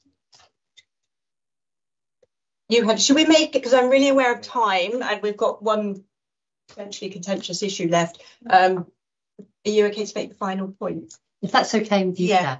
So I think you've raised such interesting debate this evening, and really critical questions that when you're looking at the syllabus, and there's two syllabi that will be presented, you can raise those questions.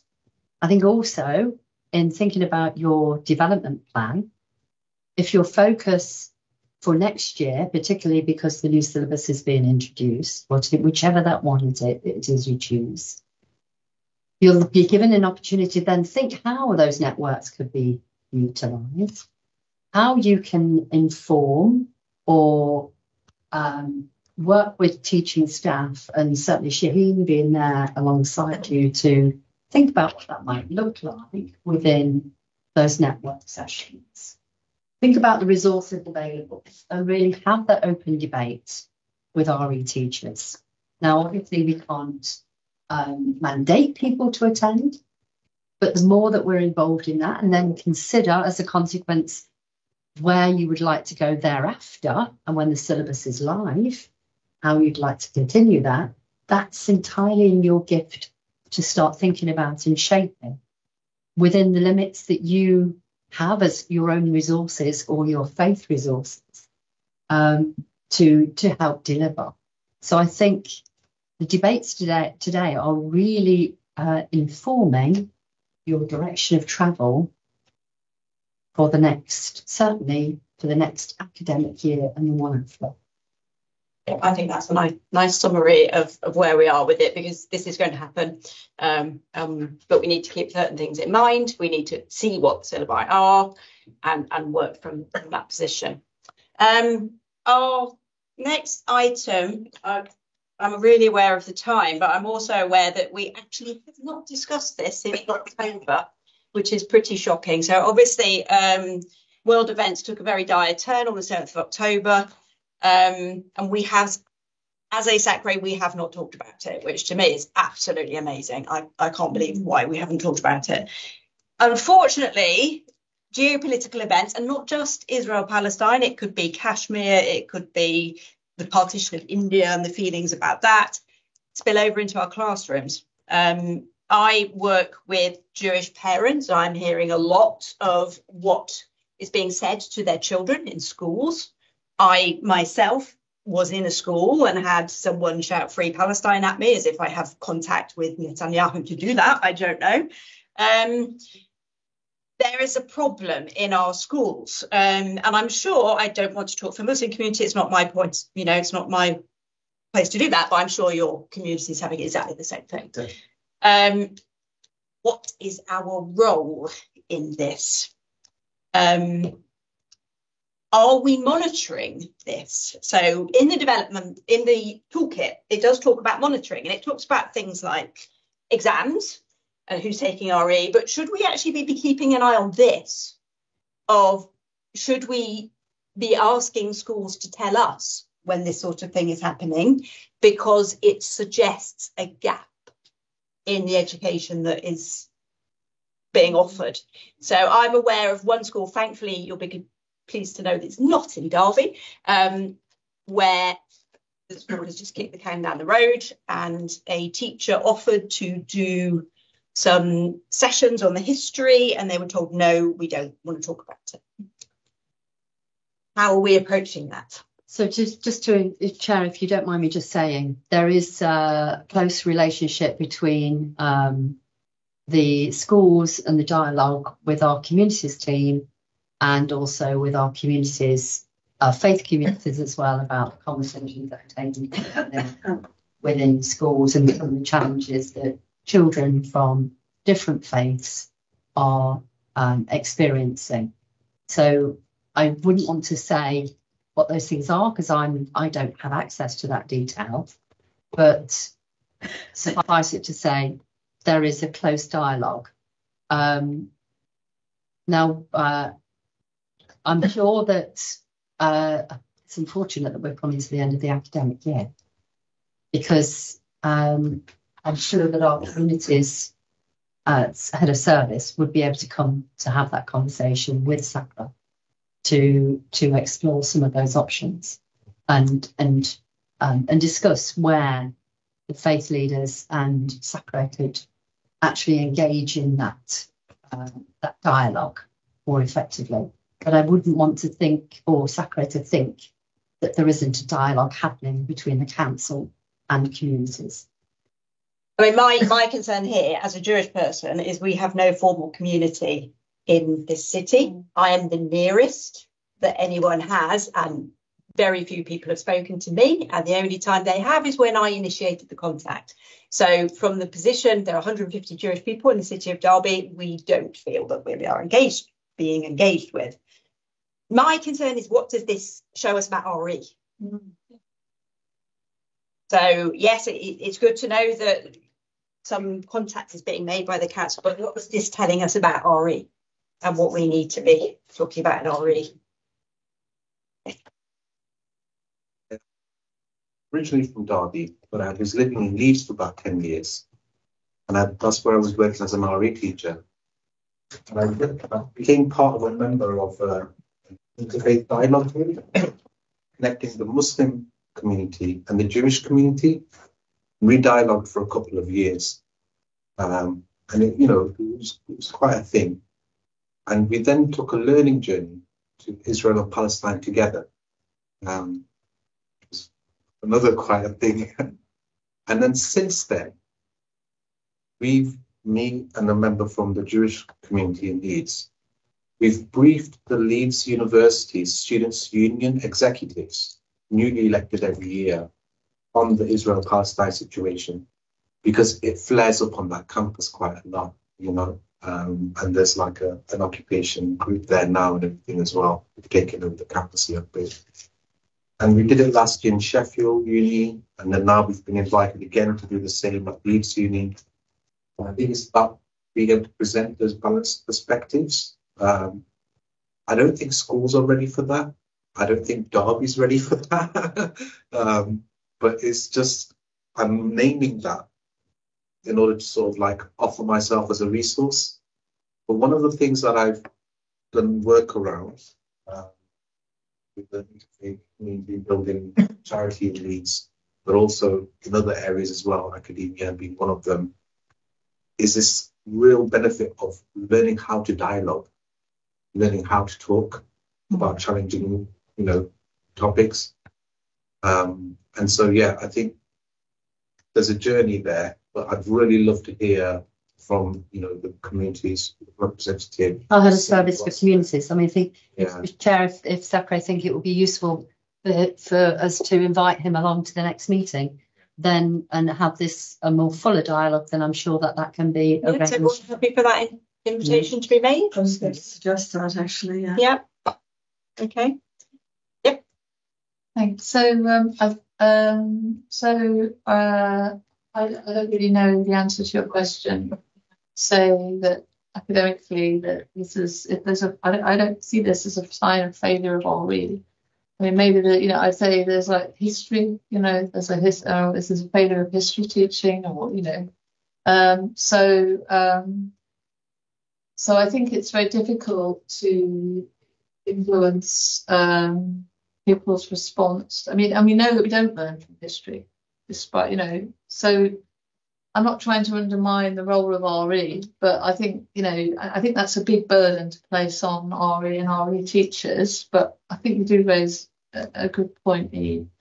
And but I think there's probably my view, and perhaps other people would disagree, would be there's limited this committee could do in terms of influencing that.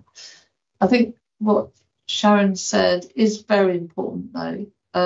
It's not.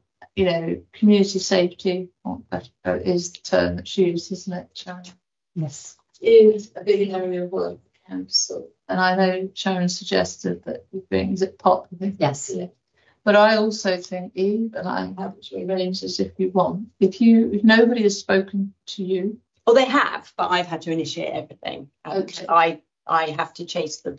Right. Well, I was going to suggest that you could meet them, and I could arrange that for you. Because I've spoken to Samantha Dennis, for example. Spoken to them. That is fine. But then I don't get them. Sorry. Then I don't. I speak to them, and then I don't hear anything. Well, I'm more than happy to meet with you and Pop Girl and talk about that if you want. That's just an offer. I mean, I can do that. And we can arrange a meeting. I'm not trying to reduce the issue. I'm trying to slightly address it by saying, you've raised a very serious point. The council are taking it very seriously, and I'm taking it seriously, right? And I'm just saying we could do that if you wanted to. Obviously, as an RE committee, I mean that's what we're here for. I'm wondering whether there's actually a role for people in my committee, as in Committee A, who are faith representatives. Now, I think Derby has had a model of relying on the Open Centre, and it's a shame that Kate's gone.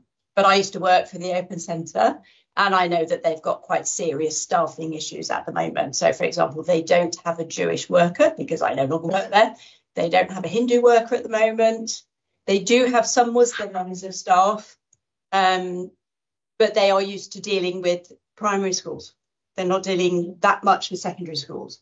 Is that where we fit in? Oh, Thanks, Chair. I'm still sort of thinking, and I'd like to take advice from colleagues who are involved in education, but I think it seems to me like the issue is the pace here, and there's the pace of geopolitical turmoil. I mean, every time you switch the news on, you almost want to turn it off again. So given that the pace of occurrences is constant and flexible, I don't know how geared up education is to respond to that. I mean, first of all, you're looking at a syllabus, and I don't know if time is built into education these days to sit down and think. I don't believe so. I might be wrong. But coming at this from an angle of previous employer, current client in education technology, it would take us 3 months to roll out a module in response to something like the 7th of October. And that's having to get in expertise, make sure it's independent, make sure it's absorbable by the age group we're targeting. It would take us 3 months, by which time there's been 2 more geopolitical events and the world isn't moving on, but you're adding to the problem all the time. But I don't believe our education system is fast enough to flex to that, partially because of the way it's built, partially because it's underfunded, partially because we don't have teachers. All these reasons are just more reasons why. I don't know if we're quick enough to be able to help in this regard. I wish we were. But the problem that we've got is that people are getting their news and updates an education from X and they're getting it in 30 seconds. But I believe it would take us more like 2 years to alter the educational framework in such a way that these messages can be absorbed. I might be wrong. Am I right in thinking that we have sent rounds? We did send something out to schools, I remember, sort of not long after October 7th. I don't know if anything's been sent out since then. I can check with schools team. That would be me. I know that I know there hasn't been anything. So we are guided in all of these cases, and you're absolutely right, Councillor, about the speed and response. There is something around that with your thought process about where RE is in this, that the conversations around the syllabus and how that pedagogy is put together for future activity can be considered. And that would be an effective way of looking at resources and having a worldview conversation and a religion conversation. So there, or a religious conversation. So there is absolutely things we can do in the future, recovering back from where we were, and some of there was also directives from the DfE about expectations around what schools could and couldn't do. So with resources allocated via the DfE on that note, and schools were expected to follow the DfE guidance on what to do there. So I think there is the opportunity that we've discussed, and Councillor Martin has offered to broker that discussion. We could bring, and I think having our head of communities to come in, so Pop to come in and think about how that might also contribute to your development of the curriculum, or the resources to match that new curriculum, would be really positive steps for the next academic year. So resolving the immediate issue, I think Councillor Martin's offer was really generous, and thank you for that, Councillor. But there's also, going forward, how can we make sure we're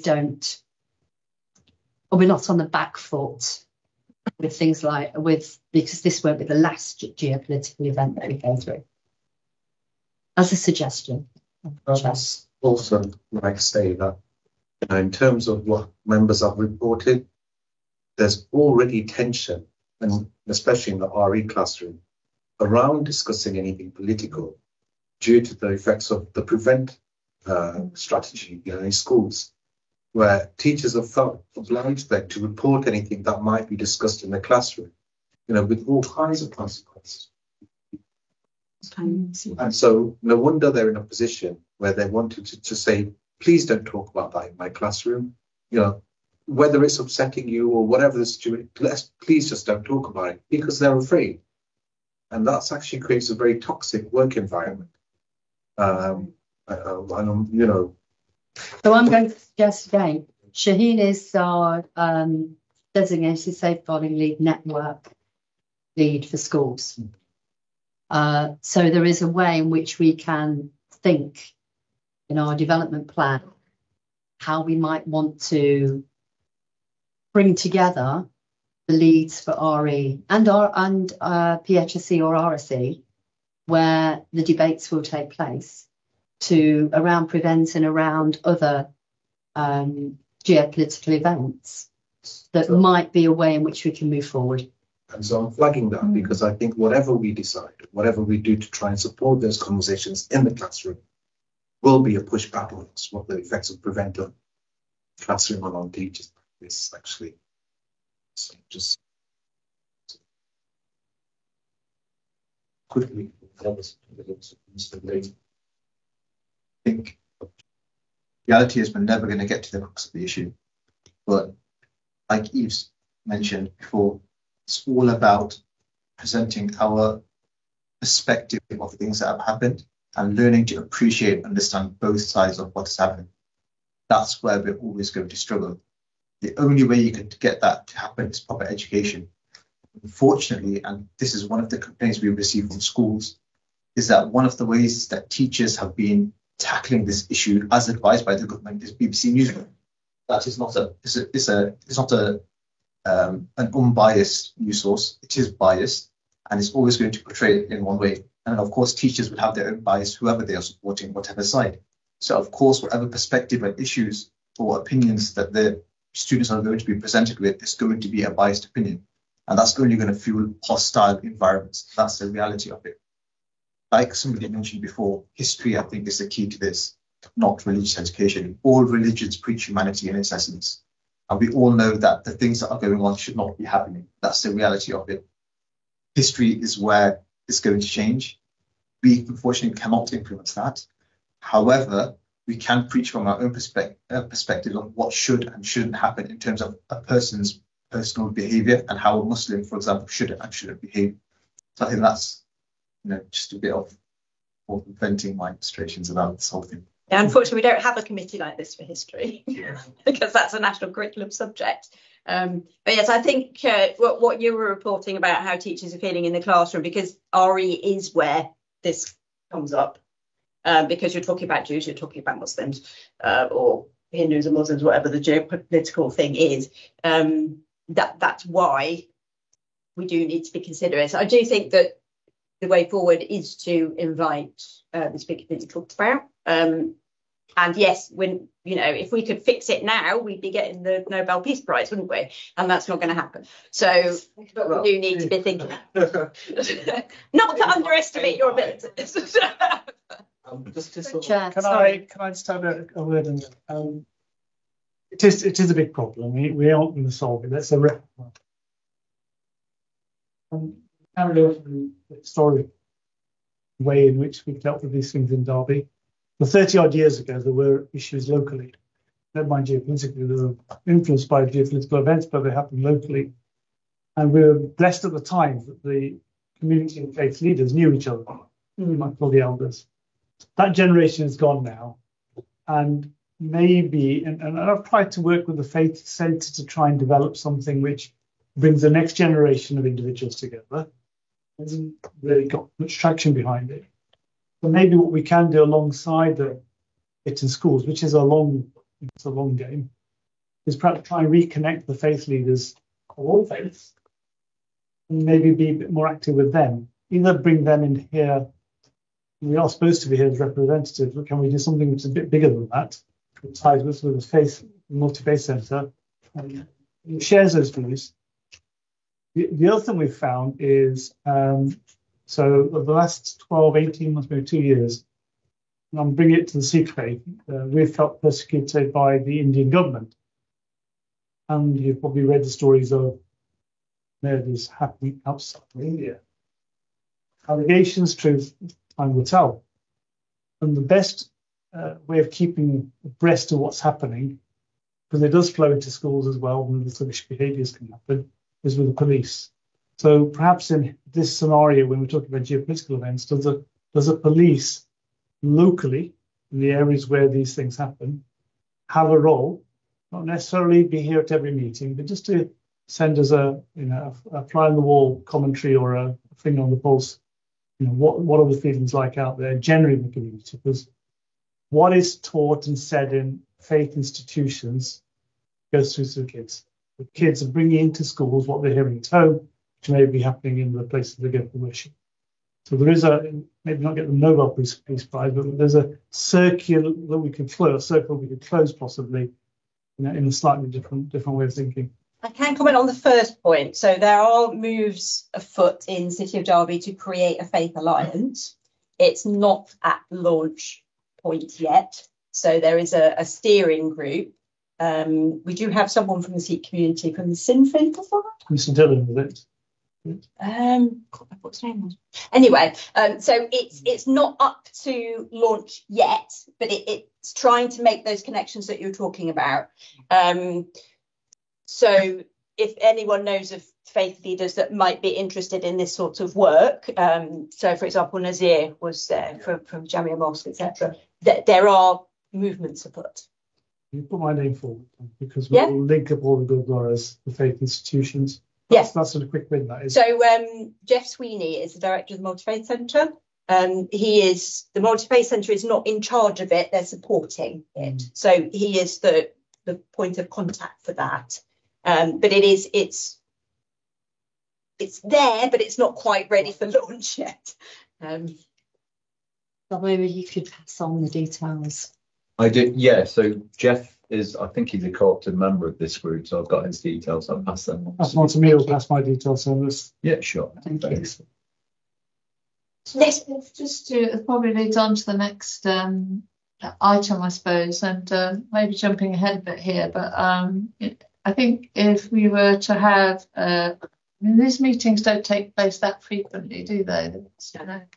So, I mean, I think that if people are saying that there are serious concerns, and I think that is what's been said, or there are concerns, there are issues to be dealt with, like that. And if, we do think the council has a role here, and we want some sort of report and feedback from POP Gill about what the council does, because the council is very closely involved with police and all other agencies in this area. So it's not our council responsibility purely, is it? But the council tends to be the kind of the centre point, if you like, for a lot of these activities, like it or lump it they are. I'd suggest that we ought to have a meeting fairly soon to discuss this, if that's what people's concerns are. So rather than leaving it, I mean, when would be the next scheduled one? It's, I think currently it's the 22nd of October, but I think we're looking to change that date. Yes, because it clashes with the Jewish festival and give. Well, it's just a suggestion. I mean, if people don't want another meeting, that's absolutely fine. And I often can't make it myself anyway. But in October, that seems a long way away for an issue like this. I think it's just set. There's one for each school term. That's the reason there's only 3 at the minute. Also, dumb, I can't hear. There's one for each school term. That's the reason there's only 3 that get published. Still can't hear you. Sorry. So there's one for each school term. That's Right, why we just have okay. 3 meetings. Okay. Well, I'm just responding to the issue. I'm responding to the issue, the live issue. I'm responding, taking seriously what you said, Eve. And so we could just have an ad hoc meeting. But if people don't want to do that, that's fine. Sorry. I'm actually just going to emphasise that point. I mean, these are big concerns, and I don't want to be sat here with you all in October and something's happened and we could have done something about it in the meantime. So actually, if we were talking about minor issues here, say, yeah, we have 1 per term, and that's within the agreement of the committee. But no, these are serious concerns, and it doesn't fit, given everything I've just said about my feeling of difficulty and challenges in responding quickly, do think we need to do something, not wait till October. So I agree, another meeting feels to be in order. Sorry, Chair, can I make a suggestion? Yes. In this, Imran? Okay, can I make a suggestion first? Suggested 1, 2. So, acknowledging that the multi-faith centres doing their alliance and everything as well, I think we're focusing in the wrong place if we're trying to affect what's said within religious places of worship necessarily, because that might be a particular religious viewpoint that's being, talked about in a place of worship. I think our focus should be more on education and what happens in schools. And it doesn't just happen in the RE classroom. Sometimes children, who we've heard from members, they're form tutors. So children will come in and talk about what they saw on the news last night to their form tutor. And even the form tutor will say, I'm sorry, I'm not allowed to speak to you about that. So I think from this group, maybe there should be some kind of like a statement or offer of support to schools to be able to maybe go in and do assemblies or whatever it might be. I don't know what it looks like. Or condemning, genocide or whatever it might be, or just acknowledging that it's happening. And it's going to be have a traumatic impact on some of the students, watching the news and stuff. That's my suggestion, in terms of it needs to be something from this group. There needs to be for education, focus on education. And your suggestion? So my suggestion was, I think it's about being clear about what that conversation is, and this relates to your first point. As a religious education committee, part of your development plan could be about, in the future, as I talked about, the geopolitical. There is a multi-faith approach being developed, and there is already a conversation about in a different part of the council with various groups around how do we support and ensure that we are not managing tensions, but addressing the real concerns that people have. So it is about what this group can do. If we're coming to the end of term within 4 weeks, the challenge that we've got is what happens in September when children have had 6 weeks holiday. Therefore, it might be something for us to consider between now and the end of term, or now and the end of August, and this is subject to Dom telling me that we can't do this because we're going to prorogue at some point, that you might want to come together with PopGill to have a conversation about what can happen within education in readiness for the new academic year, as a suggestion. That's fine from our point of view. Yeah, there's enough.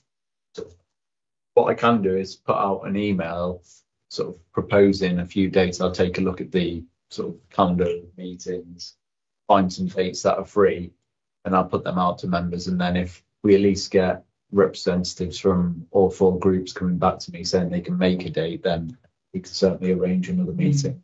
Yeah, that sounds like a plan. So sort of late August, September. Yeah, sorry. I'm in agreement with the things that have already been said, but I'm aware of the truth of what you said, Imran, and I'm very disturbed by it, that actually the fear in teachers and the toxic atmosphere in classrooms because of Prevent, which is having a terribly disproportionate effect upon the lives of young people and families. And I wonder whether one of the things we can consider, and maybe it's for discussion at the next meeting, is whether we as a SACPA wish to send some sort of statement or motion to the council and ask them to forward it to the government, that actually Prevent is having this horrendous effect and is actually stifling education in terms of religious education, and stifling debate, and stifling the ability to have proper discussions which can enable coming together, which we're talking about doing it as adults through the multi-faith group, which I'm all for, and at some point I'd like to know which Christians are involved with it. But actually we're creating divisions in schools rather than doing what we want to be doing as a SACPA through education in terms of dissolving the tensions and the divisions. And Prevent is in many cases a sledgehammer that's actually hammering all the wrong people. I'm not saying it's not doing a good job in some areas. I don't know. I only know the negatives I've heard about it. Yes. Thanks. I think that's a really good point about Prevent. I think I admire your ambition. Let's go straight for government and get it changed. Behind you all the way. But I wonder if there's something we could do on a more local scale, complementing what you've both been saying. And for example, if statements were to be released, in an ideal world, if we could have got a statement out weeks after October to say, look, these conversations might start happening in your classroom, but then complement that. And a solicitor is about to sit bolt upright and get really terrified. We could complement that with advice about, look, this is a red flag. This is not a red flag. There's your ammunition. Get on with the conversations. I don't know who that solicitor is that's going to give that advice, because I wouldn't stick my neck out like that. But I think that would be really productive and give people the safety they need to have those conversations. Some SACPAs have produced guidance on this sort of thing. So I think Newham has, but I would say a lot haven't. Probably worried themselves about consequences. Yeah, maybe not have the conversation. As you said, we should have had this conversation at our last meeting. Yeah. And it just wasn't. But at the moment, I think there's a big lack of guidance about what are the red flags. And I mean, there are organisations that help with that. but united messages are not there. That feels more valuable in many ways than the content of this is what's happening in the world. What's more valuable to a teacher is this is what you can safely say about it, and this is what you need to watch for. It's got politicised, doesn't it? Which, but obviously, we're in an election cycle. And I think the government's shut down for a few weeks. Forget government, but they'll be running again quite soon, potentially with some fresh blood. So you might be able to affect some change. But I just wondered if there was more we could do on a local scale, and potentially there is if other sectors. If we have this meeting, that's where we can explore. And we need it on the agenda for this meeting, don't we? From the perspective of teachers, they're looking for that green light to just not to give a perspective or not to support a particular perspective, but just to be able to facilitate that conversation, in the classroom. It's the right place, I think, for it. But the schools are scared because of prevention and other things. And so maybe that's our role, where we sort of say, we actually want schools to have that conversation. Maybe that is the statement. Maybe that is just it, that Derby Sacre supports an open and learning environment for young people in your classrooms, and we would support schools and teachers to have conversations that are issues of concern for young people. Can I make a suggestion that we wait to the meeting because we don't have a representative now?